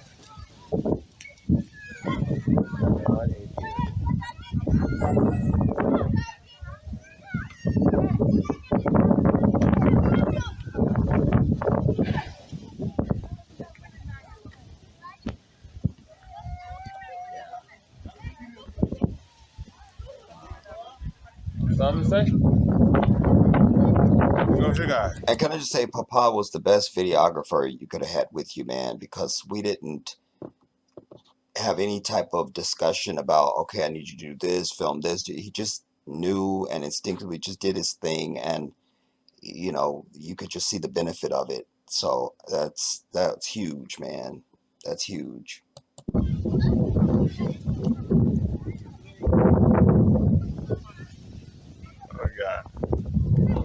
I know what I was given some kind of knowing look about. Something must have been throwing shade at us. I don't know.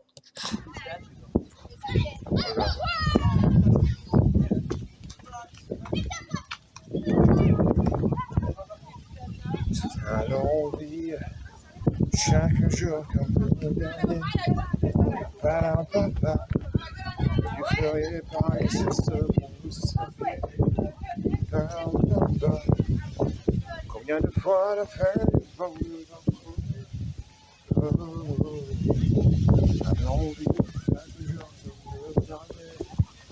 I do feel like I need somebody that's shorter than me to film me, or somebody's my same height, so I don't look so damn short.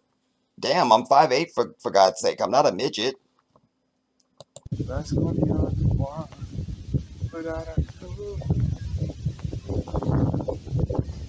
But they try to reproduce their circle stones or what? I know, right? These might be the original. Oh, this is new. I expect it to be. This is probably very new. Very new. It feels like petrified wood, y'all.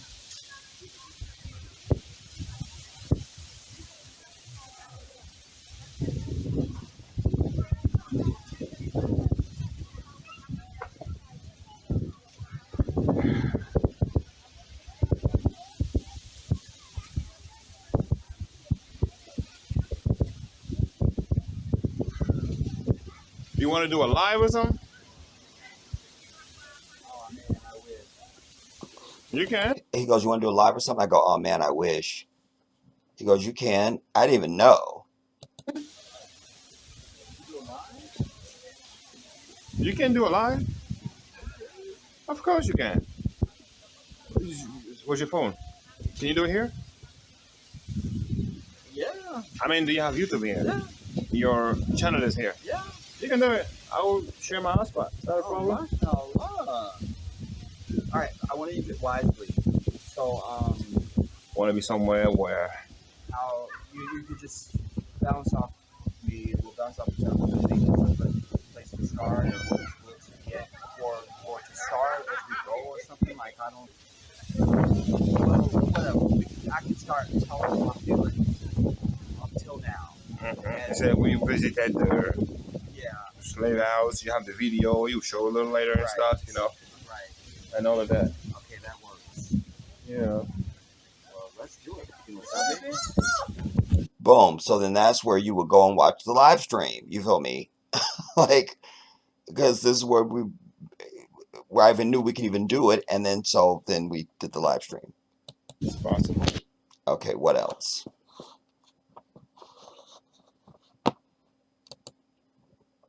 Okay, these are still shots from that.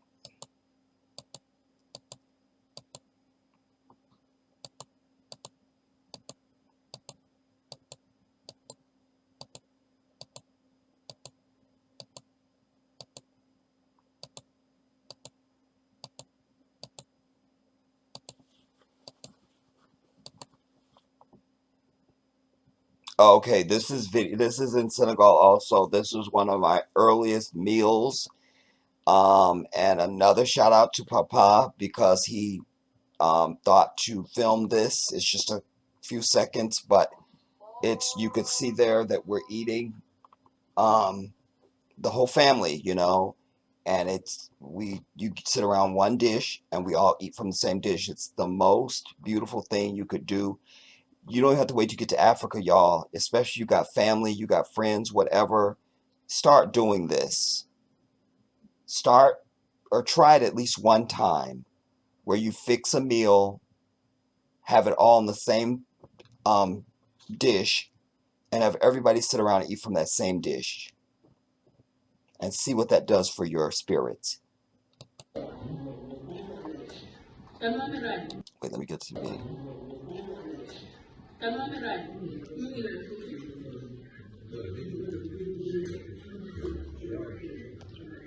And this is Malik sitting next to me. This is Fatima with the red and that's not my stinker. That's not Muhammad. That's this little kid Ibrahim. I think that's Ibrahim. That's not my little man. That's not my little man. And then Muhammad is here in the white T-shirt. I can't see the sister with the white hijab on. And then there's obviously other people sitting around the rest of, but I don't remember. But everybody was there, but this is who's in the frame. This brother, I forgot his name.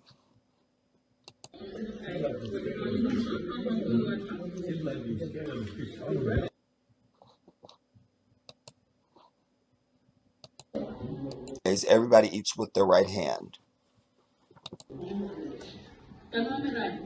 Which Muslims, that's what we do anyway.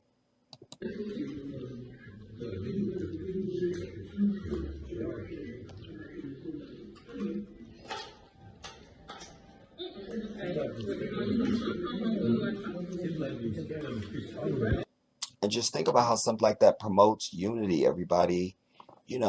And when you're sitting around like that, you're with everybody, so if you're just a family and you're sitting around, you're looking at each other and you're communicating, instead of this, how we sit here in America, and in non-Muslim settings, it's kind of just, this promotes, the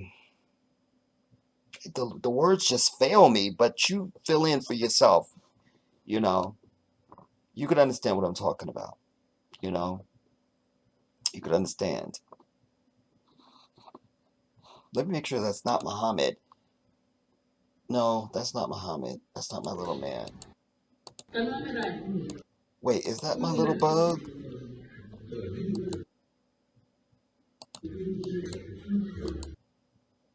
No, I think that's Ibrahim. I can't see, y'all. I can't tell. I should be shocked because that's my little man.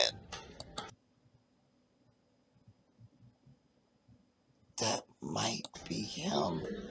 No, his hair is not that long.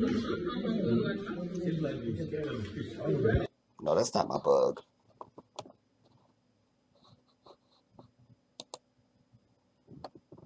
This was a different day, or a different time because we have breakfast, lunch, and dinner. So could be the same day, different meal. But anyways, that was one of the meals. I can't remember, y'all, what it is. Don't ask me. I don't remember. I think this is I don't remember. I definitely don't know the name of it. But I think this light colored is the millet, and then I think this is I think that's beef with I can't remember, y'all. Just anyways, there's one of the dishes, you know. Um let's see.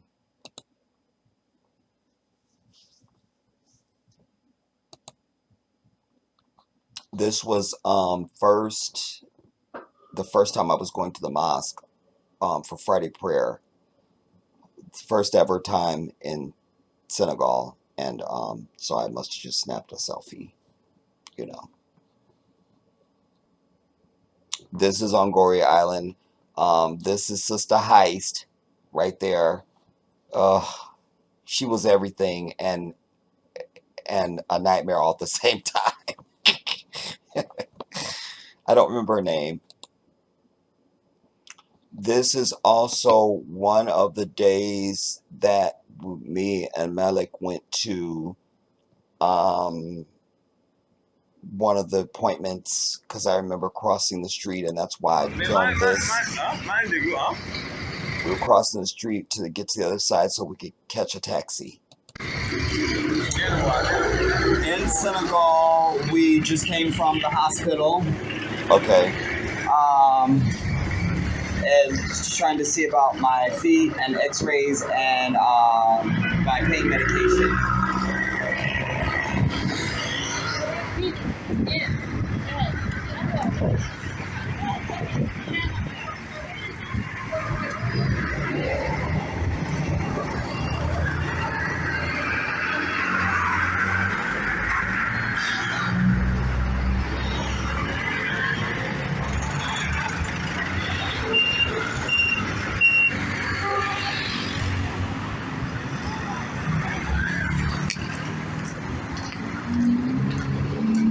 What is that? This is a training camp. So that's a training camp for military. Okay. Yeah. Interesting.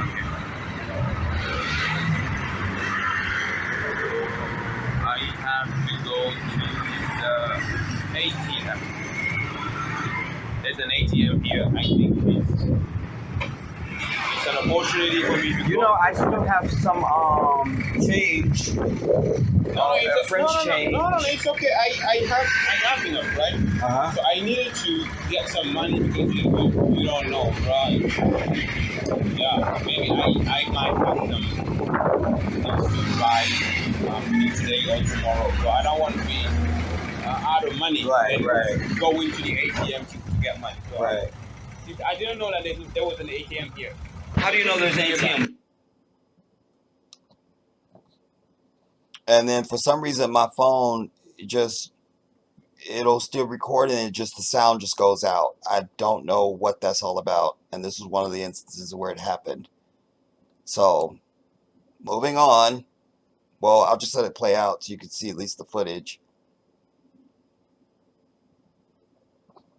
There.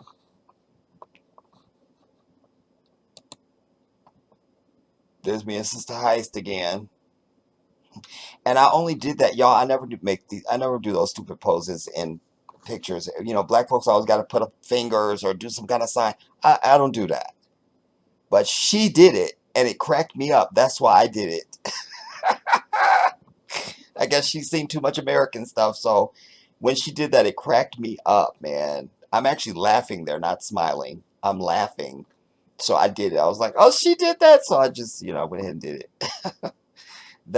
You'll see in the live stream that we're at the place where I bought some of my outfits and clothing and jewelry and stuff.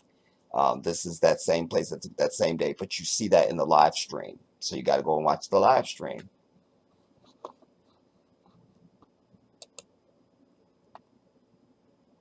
Random selfie.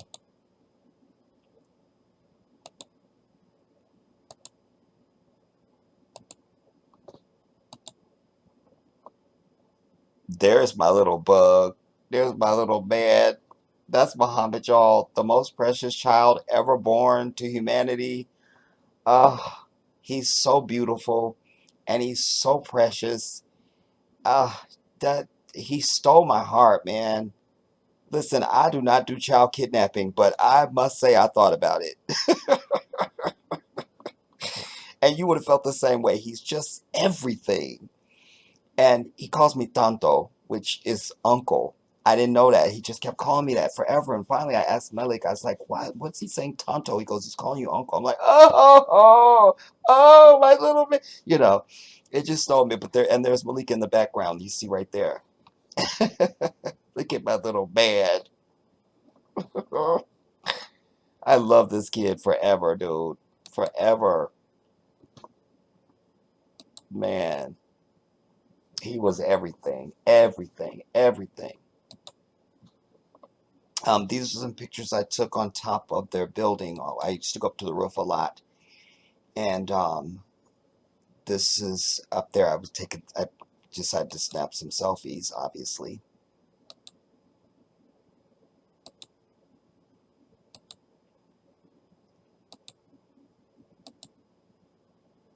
Oh, these look like doubles now, so I need to delete some of these. There's some still shots from the mosque. What is this? This might be me walking to the mosque. Okay, this brother's making wudu for prayer. Yeah, this is me walking to the mosque. I think I shared this. Anyways, this just give you a sense of the distance it took me to walk to the mosque from the house. So I just left the house. Okay, this brother's making wudu for prayer. And that brother was washing for prayer. Assalamu alaikum.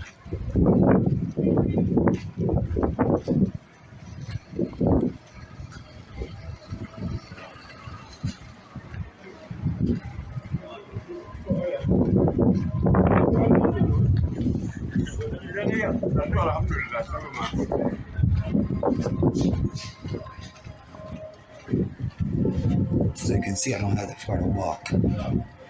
And if you listen, you can hear the call to prayer happening over the loudspeaker. Midway between the bass, 1, 2, 3, bass. It's like, you see, you take your life into your own hands when you walk in now. Because these taxis don't play. See, just a few steps, and I'm literally at the mosque. And you hear the call to prayer over the loudspeaker. Right here. And this is the mosque right here on the left. Boom, right here. Where these green doors are, this is the building. Boom, I'm at the mosque. Like, it literally takes seconds to walk there.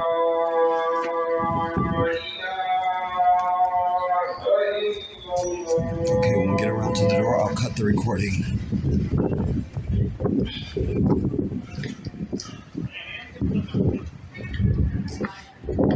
And I'm at the mosque. It's nothing, you see? I drove each for everybody.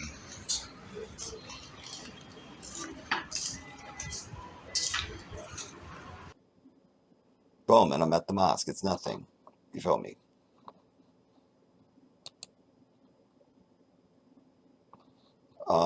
What's this? Okay, wait, I'm just... Oh, this is me leaving the mosque. Some of the brothers just start praying. I'm going over here to get me my coconut drink that I love so much and I've gotten hooked on. Okay, yeah. I have enough money.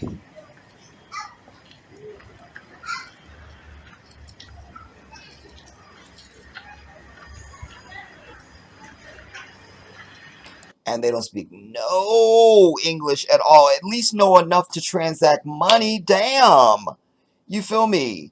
But like, so you go in there and you don't want to look like you don't know what you don't want to look like you don't know what you're doing, but you can't. I mean, but this particular drink that I like, it's coconut and something else.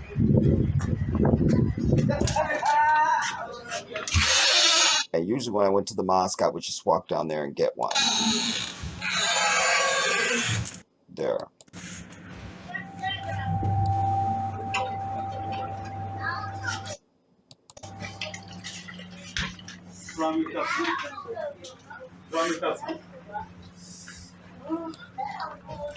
Assalamu alaikum.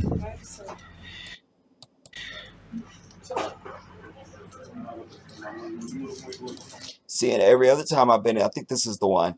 Every other time I've been there, I'm blundering. But this time I was ready for her ass. I just had coins. So I would just hold out the coins and however many she take, then I know that's how much it costs. You feel me? Because the coins I had, each one is 100 sefa. That sounds like well. Oh, subhanallah. See there? 1, 2, 3, 59. So now I know it's 350 in sefa, which in American, let me get it on my phone and do the translation, y'all. The conversion.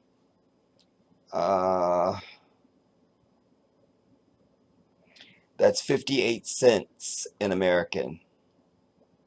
So it's 58 cents for this drink. For that can right there. Right there. That's my drink.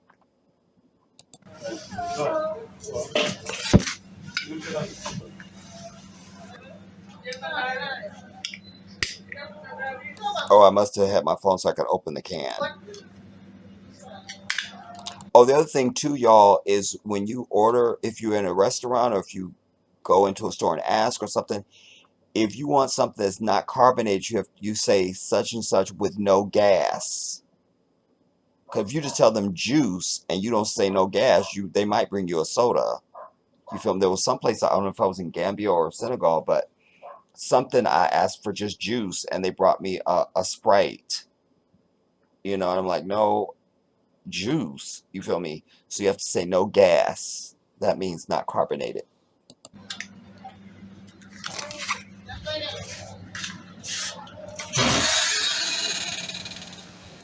Okay, this is my drink, y'all. And while it's just barely sundown there, but I could tell you there's no curfews. You can listen. People are out on the street all hours of the day and night. It's no issue. You don't feel unsafe. It's just that's what real freedom is. America talks about freedom. That's all it is talk. One thing you do feel in at least the two countries I was in is you really do feel a sense of freedom. You don't feel like you're being watched and documented and shit. Like, just it's freedom. You just move about the earth just on your own terms, man. Like, you good. You feel me? Like,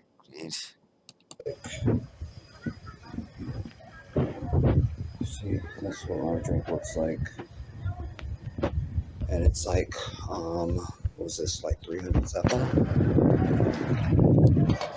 it was actually 350. Like I said, it's about 58 cents American. Something like that. Bismillah. I'm coming back past the mosque. And I go around the corner right there and go home.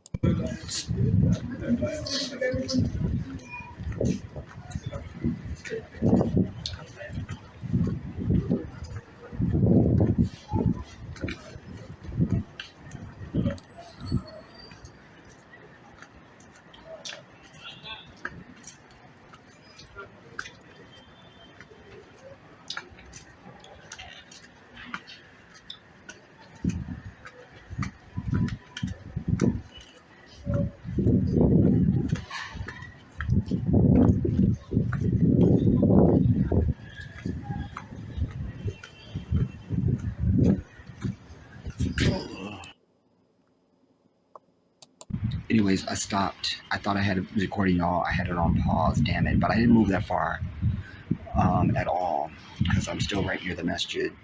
It's right here. There's the mosque right there where I opened my coconut drink. Or no, yeah, and then I just walked right here. So I was saying when I thought I was recording that this is what my dream is, everybody. Okay, fine, this isn't where I live now. I'm with my brothers in Senegal. But alas, the idea is still the same. I want to live where I'm close to the mosque, where I can just walk to the mosque for the prayers, you know? There's more blessing in it for us as Muslims, and it's more fulfilling, you know? You get more blessing the further you have to travel to the mosque, you know? The Prophet sallallahu alaihi wasallam said that there's more blessing in it for us. And certainly if you walk to the mosque, you feel me, then you're really racking up the blessings. And so this is everything for me. It's everything. This is what's important in life, everybody. It's not Givenchy, it's not Chanel, it's not the mansion, it's not the private jet, it's none of that stuff. This is what's important. You know, whatever you want to do in life to fulfill yourself and have fun and be joyful and all that stuff, that's perfect. But at the center of your universe should be submitting to and serving the owner of existence. That should be the most important thing to you. So let us continue to walk.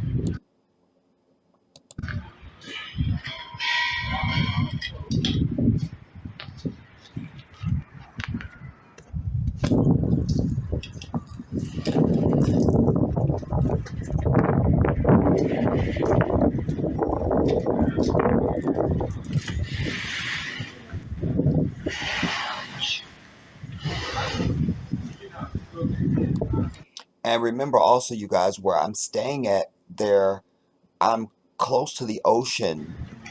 Like if you saw the drone footage, then you saw when I put the drone up, as soon as I lift off, you see I'm not that far from the ocean here. So that's another reason why that breeze was so constant. Although, you know, you don't really feel it so much when you're in the neighborhood like this because the tall buildings and stuff. But I'm just saying that breeze is there though. It's just buffered by, you know, the buildings and all of it.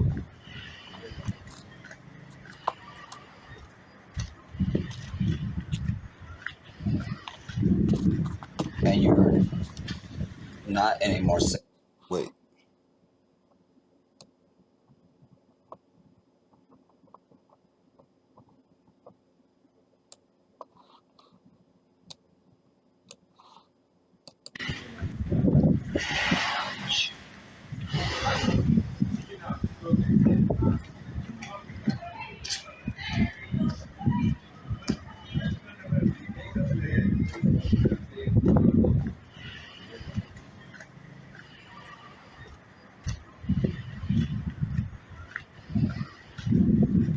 And you're not in a more safe place on earth than in a African country, and certainly an African Muslim country. Women are out, children are out hours of the night, and it's nothing. Yeah, I'm saying that women and children be out at all hours of the night, and it's nothing. Like there's no, you're not in no danger at all. You feel me? Try and do that in New York or Chicago or L.A. Or Houston. You couldn't do it. And even if you weren't in danger from crime, try having your black ass out after dark and don't some patrol car roll up on your ass someplace. Then you got to show them an ID and where you going, and that would never happen in a African country. Just would not happen. So let me be real clear, in the words of Kamala Fake as Harris. So be real clear. Let's be real clear.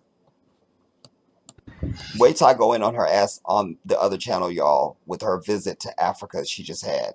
Oh my God. You don't want to miss that.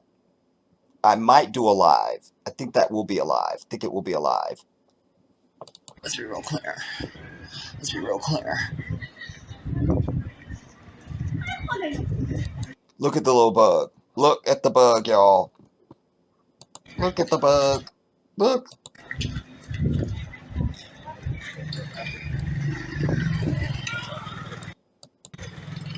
The most dangerous thing you face is these motorcycles. Yeah, I said the most dangerous thing is those motorcycles because they zip all over everything and they can be anywhere. So you have to watch out for their ass. Because they be zipping and zapping, homie. No gains at all.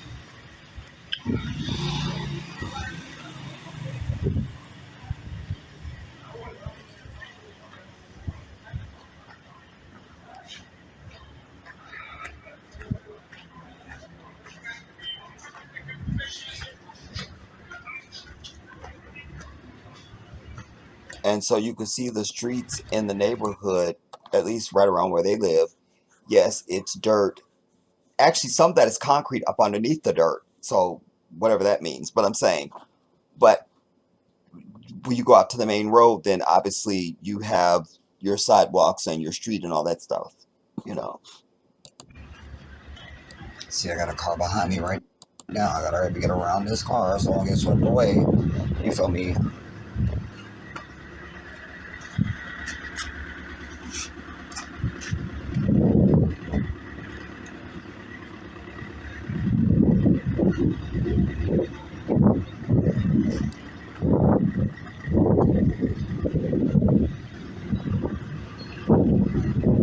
And then I'm back at our building right there. And this is the building where I stay at. I guess I'll close the door. That's the bottom floor, and we are up on the 3rd floor. So the lights down there are off. Stop recording here. Should I start recording? Wait, I think I started over. Yeah, all right. Let's see what else we got. Oh, that's me and Papa at Goree Island. That's when we were waiting for. We were in this big I don't know what you call it. It's like a big building where the dozen of people that are going to be getting on the ferry. That's where you wait at for, you know, until they tell you it's time to board the ferry. So we went up one of the balconies and was standing out there looking over the harbor. And we just were being silly, striking poses.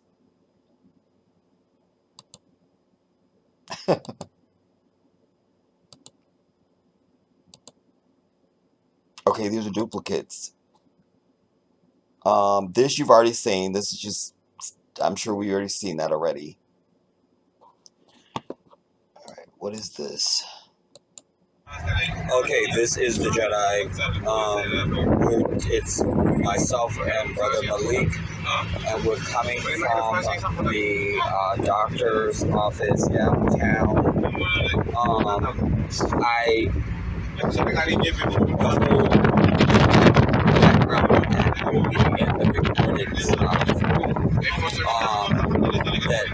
GoPro. I filmed everything going down. You can't film at the military hospital, so I couldn't film there. And I was filming everything coming back. Oh wait, I don't have it. I gotta flip the camera. There's a car broke down.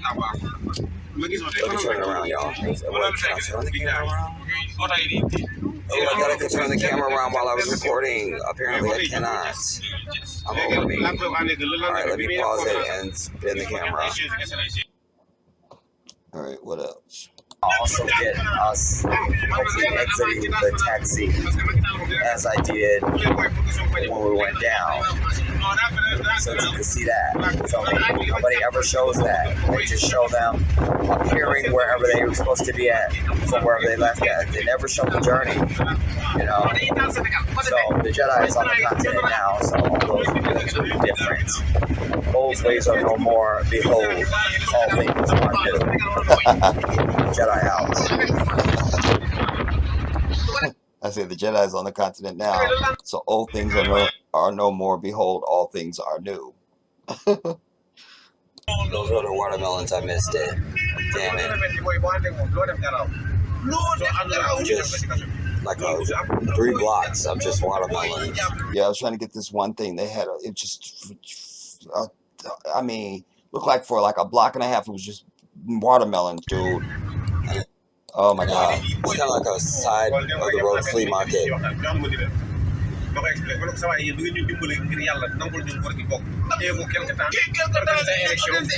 That's the other side of the highway over there. Obviously.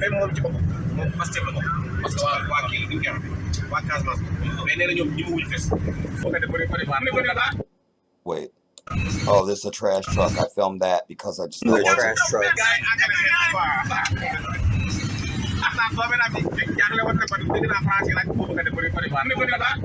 just for folks that might need that, like, yes, they have trash trucks, damn it.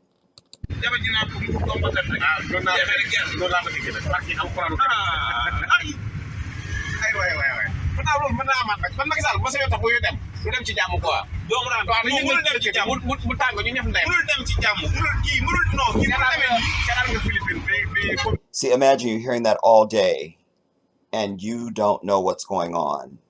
I tell you, it wears on you. It wears on you.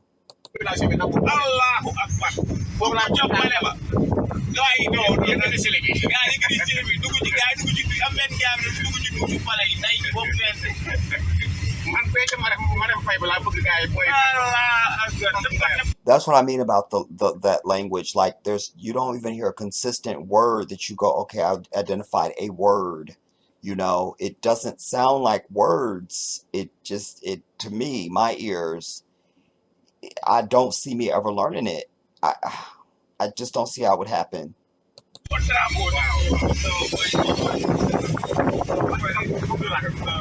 It sounds like, like when you hear Asian people speak, be they Korean, Chinese, Japanese, Vietnamese, it don't matter.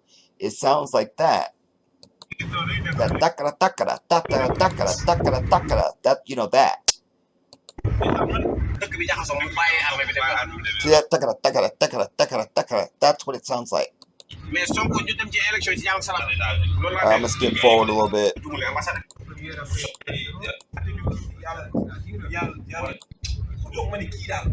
Looks like we're getting near the house.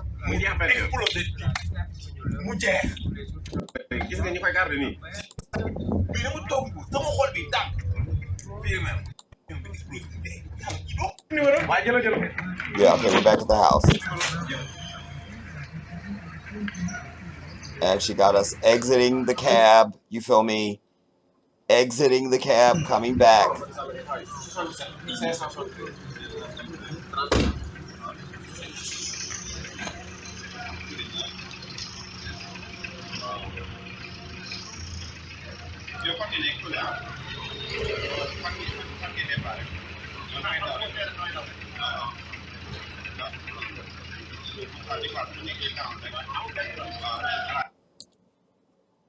Okay, now this is actually my birthday.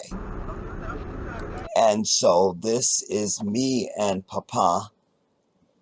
And we are hailing a cab because we're on our way to the monument, the Renaissance Monument. And I've told you guys the nightmare that went on with all that. Go and watch my last live stream. But anyway.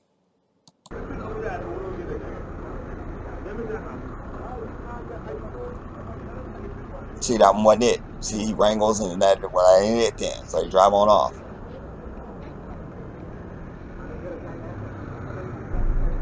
Okay, getting close to the monument. So now we've gotten a taxi, obviously, and then I say there, we're getting close to the monument. Getting close to the monument. Right there.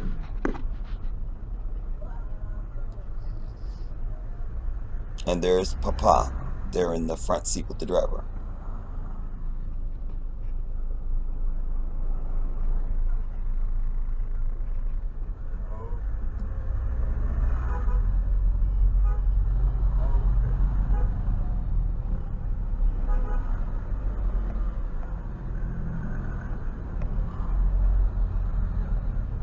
There it is.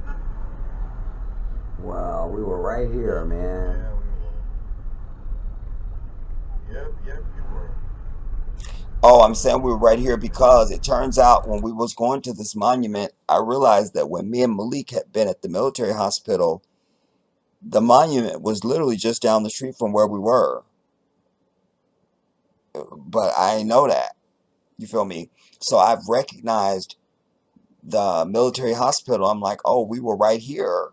when me and Malik had been down there, you know. So that's why I said that.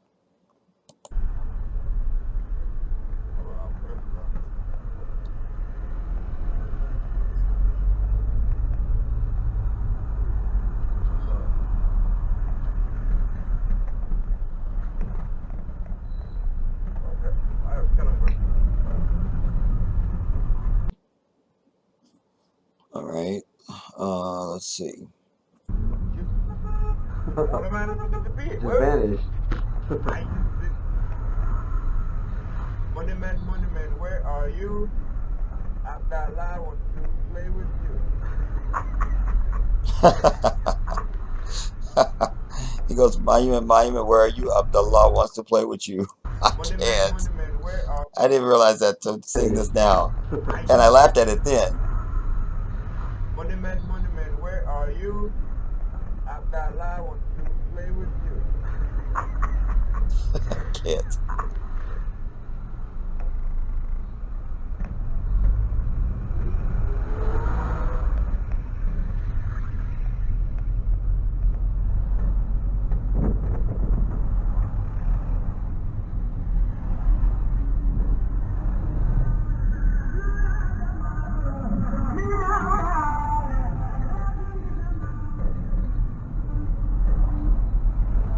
Somewhere here, I think there you could see it there. There you could see, if you could see my cursor right here, that's you could see the monument from the car already. So I'm already getting that feeling, you feel me? Sometimes you can just hypnotize me.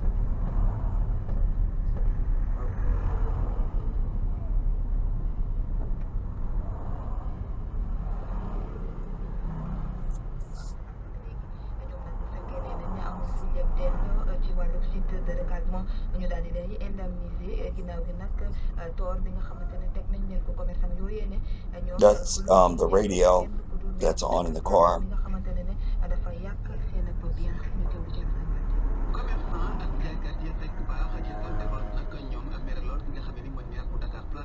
I didn't think to ask them if they just had even a English radio station in this piece, you feel me?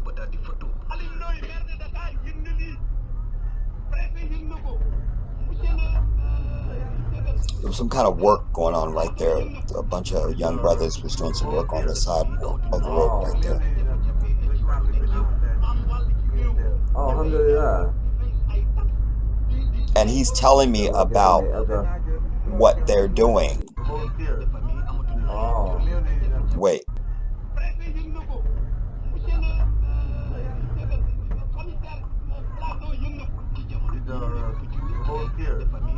Oh. They're volunteers. Alhamdulillah. And something else, but they're volunteers that were doing that work. They come out on certain days, a bunch of them, and they do work, I guess, around the city. Allah gives them the other.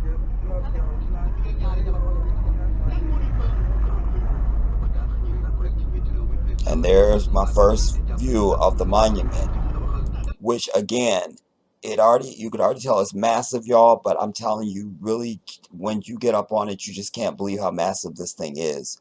You know, it makes their Statue of Liberty look like a damn Lego toy. Like, I can't.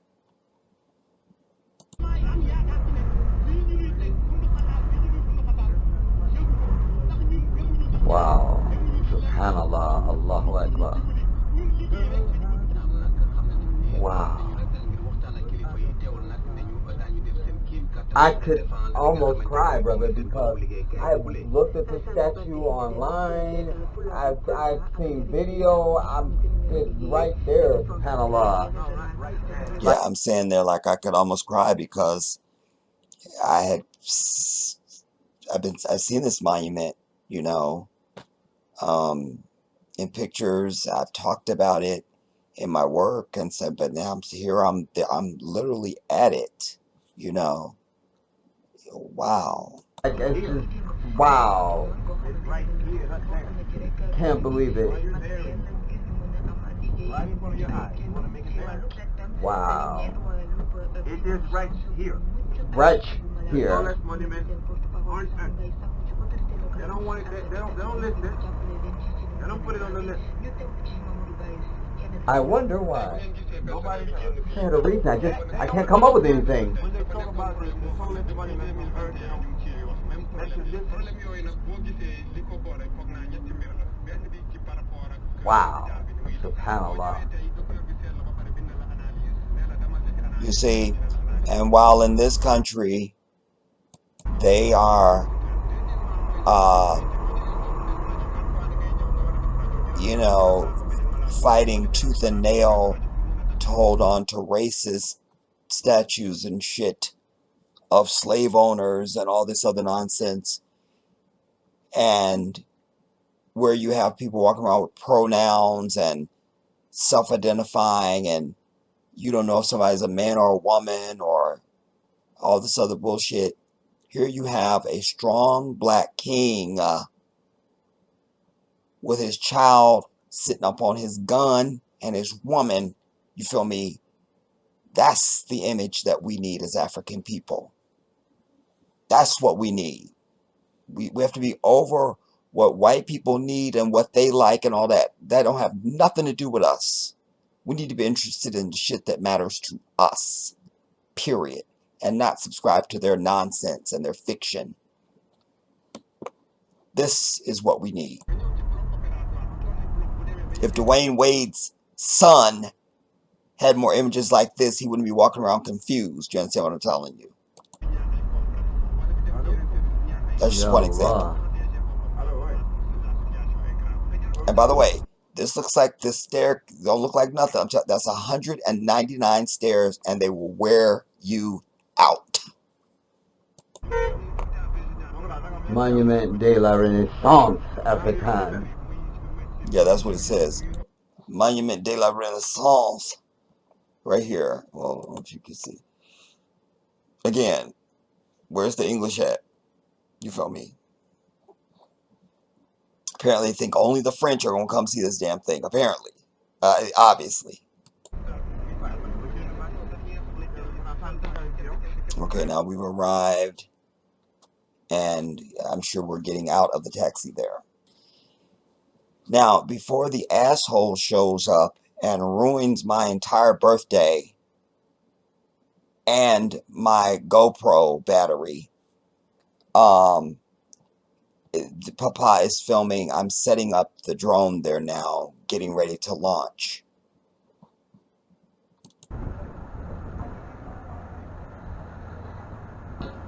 We are recorded live. On the ground, we have the man himself, the Don Jedi. He is about to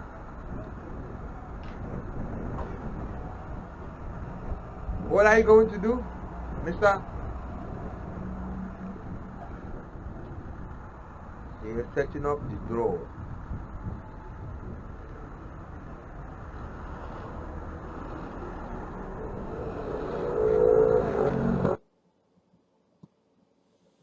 I'm trying to get the app booted up and setting coordinates and all that other stuff. And there wasn't a whole lot of people there at this very moment. You know, I don't know what the official hours of this monument are or anything like that, but I'm just saying. And it was a perfect day. It was all fine until asshole shows up. You understand? And as soon as I seen him come up, I already felt the energy, and I'm telling you, dude, my whole day went south. You feel me? That's the 199 steps.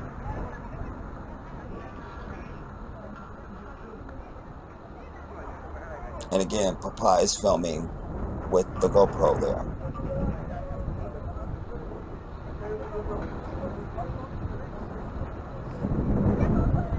I released for you guys a separate video of the drone footage. Yeah, this is the GoPro footage. This is not from the drone. This is GoPro footage. I'm telling you, the thing is massive, dude. Oh my God. When you get up there, I mean, it's just, even when you're standing here where we're standing, you still can't really, you have to see it for yourself, man. You have to. You just have to. You feel me? Now here I'm going up the stairs just a little ways. I'm going to turn around and give like a verbal presentation to you guys and set up for you what it is about you're about to see, what I'm planning to do, how I'm going to film the inside, and the drone footage you're going to see, and all that got obliterated by asshole. You understand? So just see it for what it is, everybody. Okay. Yes, we are. Or this may be after we'd already been accosted. I really don't know, y'all. I don't know. I'll maybe I'll know as it goes along. Okay. Yes, we are.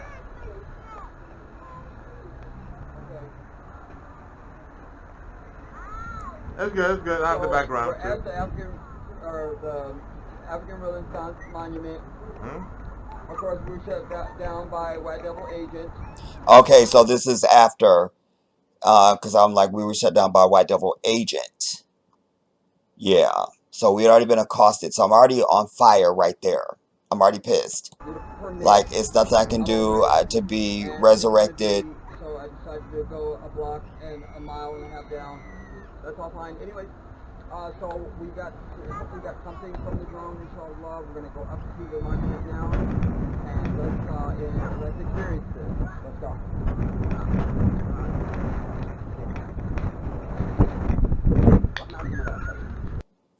Yeah, I was still on fire, and then I think that's when I don't know if the guy came back. I don't remember, y'all, but I know at this point, I'm realizing that the GoPro is damn near dead now. I went there with a full charge, ready to go. So I made it to This might even be phone video. I don't know. I don't know. the top of the stairs, everybody. It was jihad. I would show you the stairs, but I could be arrested. So you don't need to see that. Yeah, I'm still pissed off, dude. Because after the incident happened, I told Papa I didn't want to go see the statue. Let's just get back in the taxi and go the fuck home. And we literally got back in the taxi. Wallahi, the only reason why you even have any of this, or even the drone footage that I got and any of that stuff, no, only reason I got any of this exhibits and stuff I'm gonna show you inside and all that kind of stuff, everybody, is because when we left the monument, the driver was going the way that I know we had just came. But for some reason, he turned around and was going back by the monument. That's the only reason why I told him, yeah, let's stop. We'll still go. Because I was done. I was done. I didn't want to see the statue. I don't want to see nothing else. Just, I don't care. I'm done.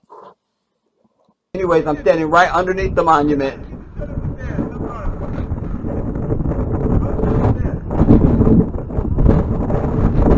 And my thighs are burning from climbing these stairs. I'm gonna count them, inshallah, when I go down. And we did, and it's 199. This is up there, dude. This is several hundred feet up. I mean, oh, but the ocean, y'all. You can see the Atlantic. I'm thinking it's supposed to be phone video, y'all. Yeah, I think this is phone video. I know the GoPro was dead.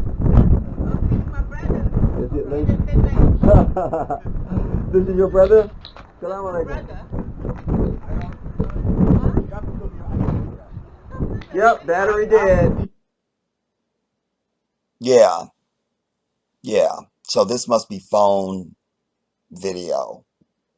And that's Papa there in the red. And then, but this sister that you could hear, I don't think I filmed her, but he had told her it was my birthday.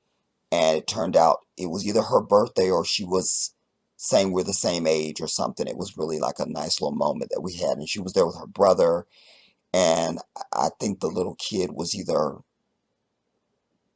might have been his son. Anyways, another cute little kid. But yeah, we're up there now and we're waiting to, we couldn't go directly into the monument because they were full and they were now closed the doors and they were going to wait until other people came out before they let more people in type thing. You feel me? For the next tours. It's 199 stairs, everybody. This perspective, it looks like it's not that many stairs between the bottom and the top. That's just because of the perspective of where I'm taking the picture from. I promise you, it's 199 stairs.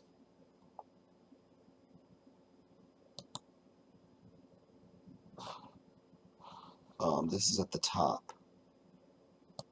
Everybody, sadly, I won't be able to film because... Oh, this one I'm bitching because I told you guys, the dude came out of nowhere, no uniform, no nothing, of course, no English, and was having an issue that we had filmed with the drone, and why are we filming, and it's a whole monument and shit. So this was my rant video while they're still down there, and Papa has my GoPro, which is on. I was telling him, let me have it. He just kept saying, wait, but it was on, so the battery completely ran down, so I have no video footage of this monument at all from the inside. We'll just have still shots. This area over here is where I was telling you guys that, like right here, this first one is the bathroom, and then over here is these offices. This, I don't know how to describe, but that's where the security people be at. And when I came out of there from praying, they were offering me to come over and share their meal. They were all sitting around a meal, and they were offering me to come over and share the meal. You know, I politely declined because we were trying to be part of the next group that they let into the monument, because they, after a while, they stopped letting people in because there was too many people inside. So, anyways, but this is up at the monument, and this is my ranting about the issue with the filming. Everybody, sadly, I won't be able to film because the bitches, the sellout ass niggers, that were trying to tell us we couldn't film at a fucking monument. Like, it's a monument, dude. That's the Atlantic Ocean right there, by the way. That was known all over the world, and they tried to say you can film this bitch. So my battery on my GoPro ran down while they were dealing with the fucking drama of it all. Anyways, I'm standing at the base of the statue. And hopefully we get a chance to go in. I'm trying to put the drone up in the wind. It's really high up here. And they had fucking birds circling everything. So I was hoping my battery would concentrate. You know what I mean? I know. Okay, there's that.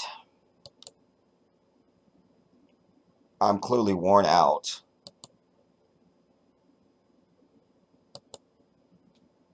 This is this restaurant that we were at, you guys, that's down on the same grounds as the monument.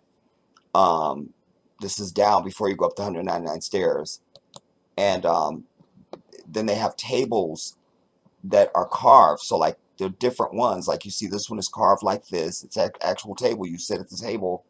That's your table. You feel me? I just thought they were really nice, and I just took pictures of them. And then there's another one. Another one. And another one. This restaurant was really nice. It had that indoor-outdoor combination to it. It was very nice. This is the hamburger that I ordered. And then they bring the fries in this little basket. I love that. And then our sauces are here on the side, you can see. But that burger was the bomb. I could just tell you. Like, you could just see the bread and know the burger was a bomb. Feel me? And then these drinks. Papa ordered these. I don't remember. I can't. But they were the bomb. That's all you need to know. They were the bomb. This green that you see over there is the drink. Yeah. Now, this is inside the monument. These are some of the exhibits that they have inside.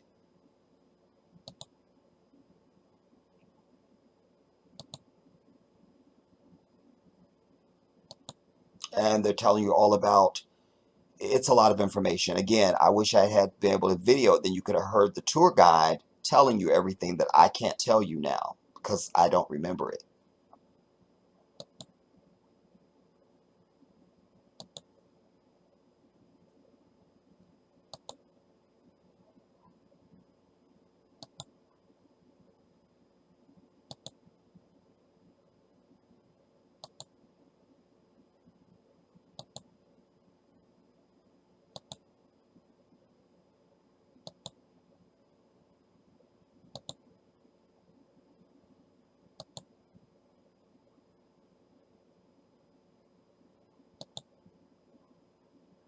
That's the actual monument.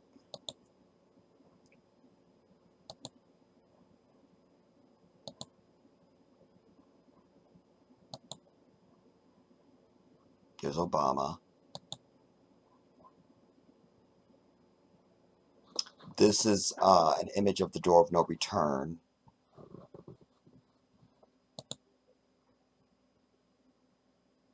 There's Dr. King. This is now we're up inside of the actual statue, and that's the kid that's sitting on the brother's arm. When you see the statue, like, you know, like that's, we're looking out, we're up inside of his cap that he has on his head. And on one side you can see the boy. And then that's the sister. When you look out the other side, you know, and you can see all of, damn near all of Senegal, as you can see. It's from up inside of the statue itself. Yeah, man.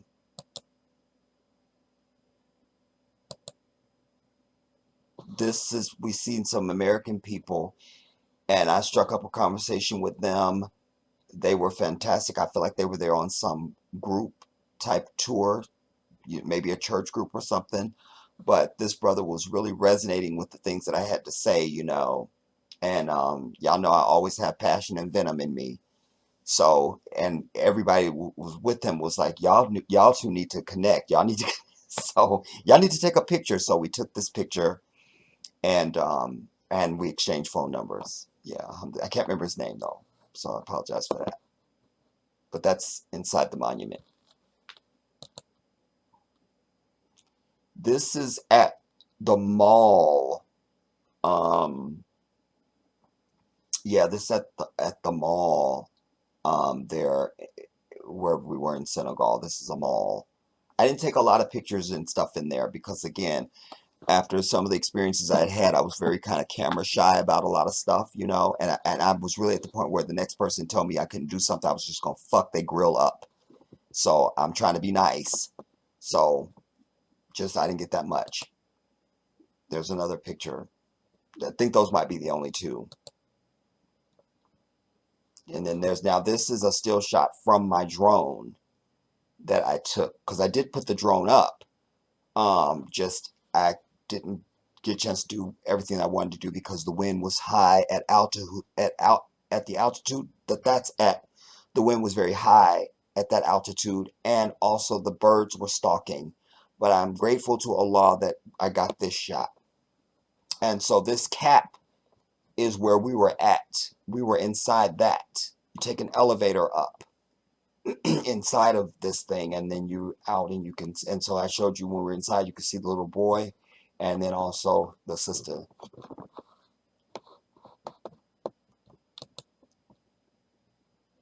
Oh, this is from my birthday, y'all. So this would have been that same day. So yeah, everything I just showed you, exhibit, the monument, Austin, this is all on my birthday. It's all on my birthday.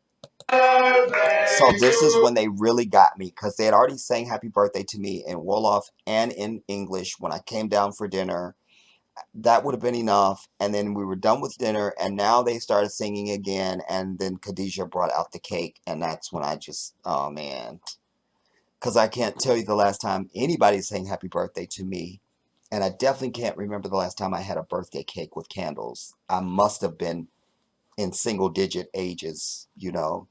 It's been a very long time. So I was so deeply touched and honored. Just, it would have been enough for them to just say happy birthday to me. That would have been enough, you know. And all the hospitality they had extended to me.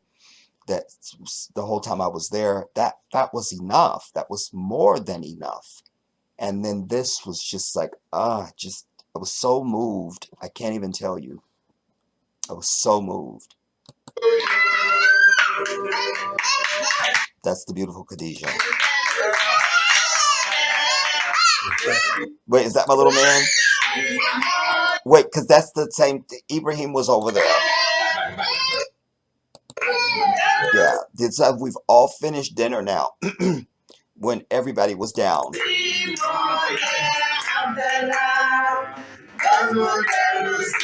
All I can understand when they singing it Wolof is my name, Abdullah. I couldn't understand nothing else, but I knew it was happy birthday.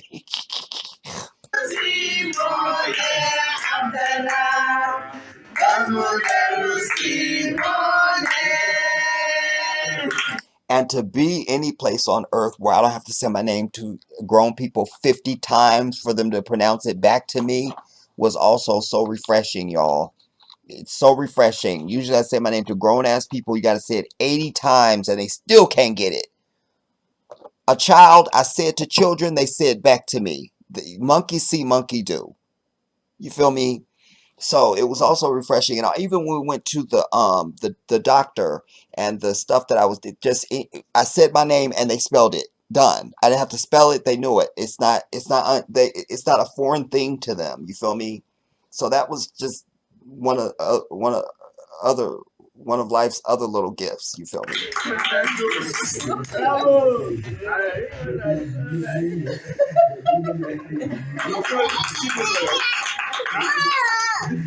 Thank you, man.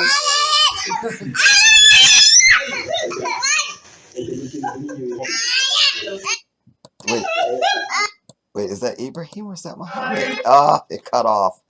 Wait. That's my little bug, y'all. That's Muhammad. That's my little man. That's my little man. That's my little man. Oh, man. SubhanAllah. Oh, wow. And that was an ice cream cake also, you guys. I was so touched, man. And it was delicious. I'm so grateful. I'm so grateful. I'm so grateful.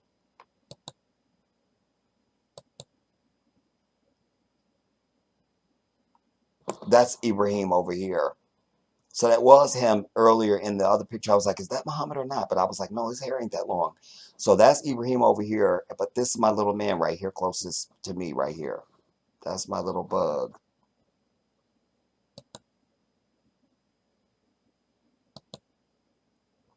Okay, that's a duplicate. And this is a duplicate because that's the video. Happy birthday to you.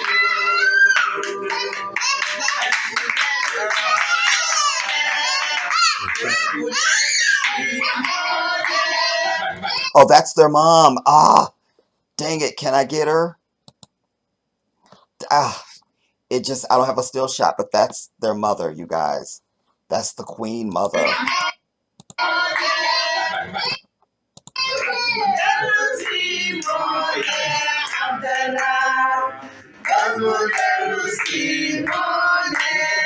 Okay, that's a duplicate. Let me keep going, y'all.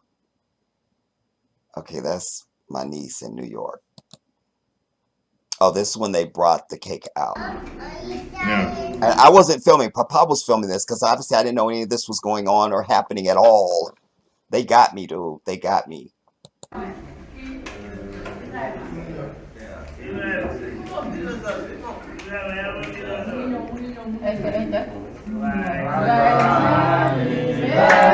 You see my reaction right there. That's when I turn. That's the first time I know anything is up at all. Let me take that back so you can just see that.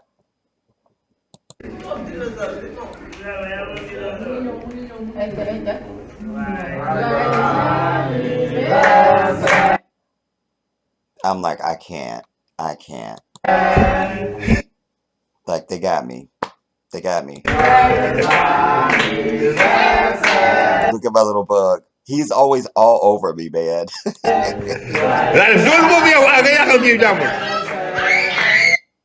I'm trying not to cry right there. And then I thought, oh, let me get my phone out really quick, you know, and film. Trying to remember the film stuff. I didn't know that Papa was even filming this. I didn't know.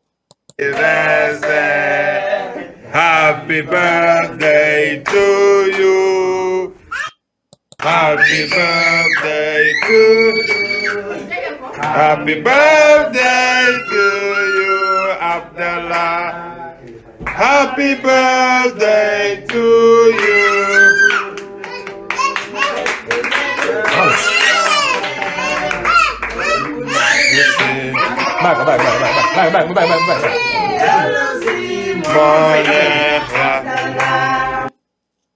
And then we didn't get me we didn't get me blowing out the candles. And of course, my little man was right there, ready to help me blow them out. He's such a bug, man. Oh, you guys, I'm telling you, as soon as you just see his little face, you would just die and melt. Okay, that's a duplicate. Oh, him and little man Muhammad and Ibrahim, they came up to my room this particular whatever day this was, and I was just up there. I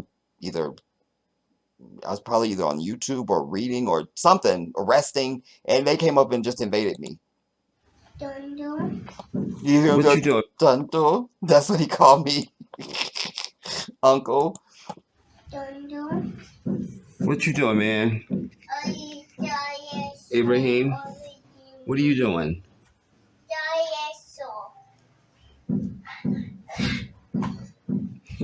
These two little munchies just came up and invaded me, homie. Look at the munchkin. You know how to use cologne, man? Where you learn how to use cologne? I don't know if y'all can see that, but he took and he was spraying the cologne like at his body, like, you know, you would. I'm like, how you know how to use cologne? Like, what are you doing? You know how to use cologne, man? Where you learn how to use cologne?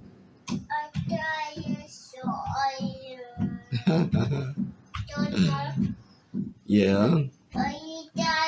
Oh, let me see if you guys can have some candy.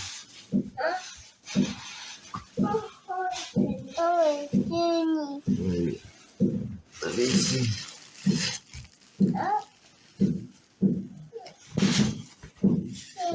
Oh, I didn't even have this light on. But it's going on. You see the sound went out, y'all? Just random. I don't know why my phone does that.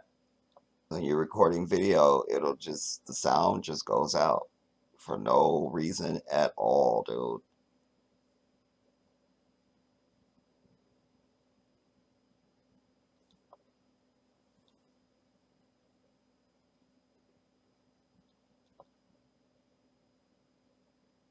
But I was getting up because I had some candy and I wanted to go downstairs and make sure it was okay for them to have the candy. So,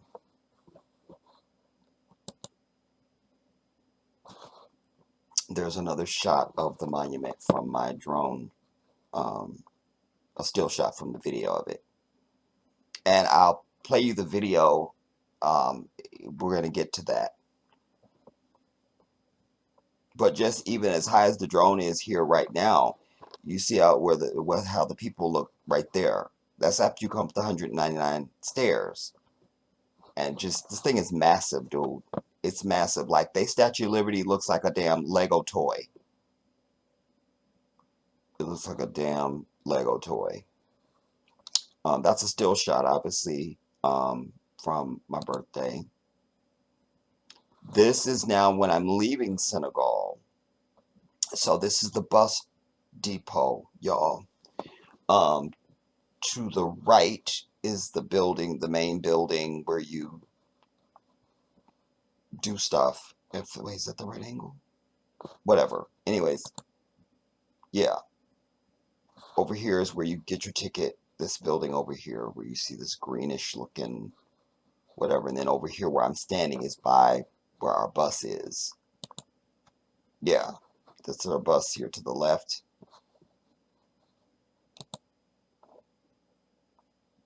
And they begin to put all the luggage up on top, and you get your seat assignment, and then you get on the bus, you know. But what I don't have on here, I don't think, down here to the right, which I don't know why I didn't get it, but there's women down there. They got a rack of food and stuff that you can just get you coffee, tea, all that stuff. You could, I mean, they set up out there. I thought I had more pictures of that, but apparently.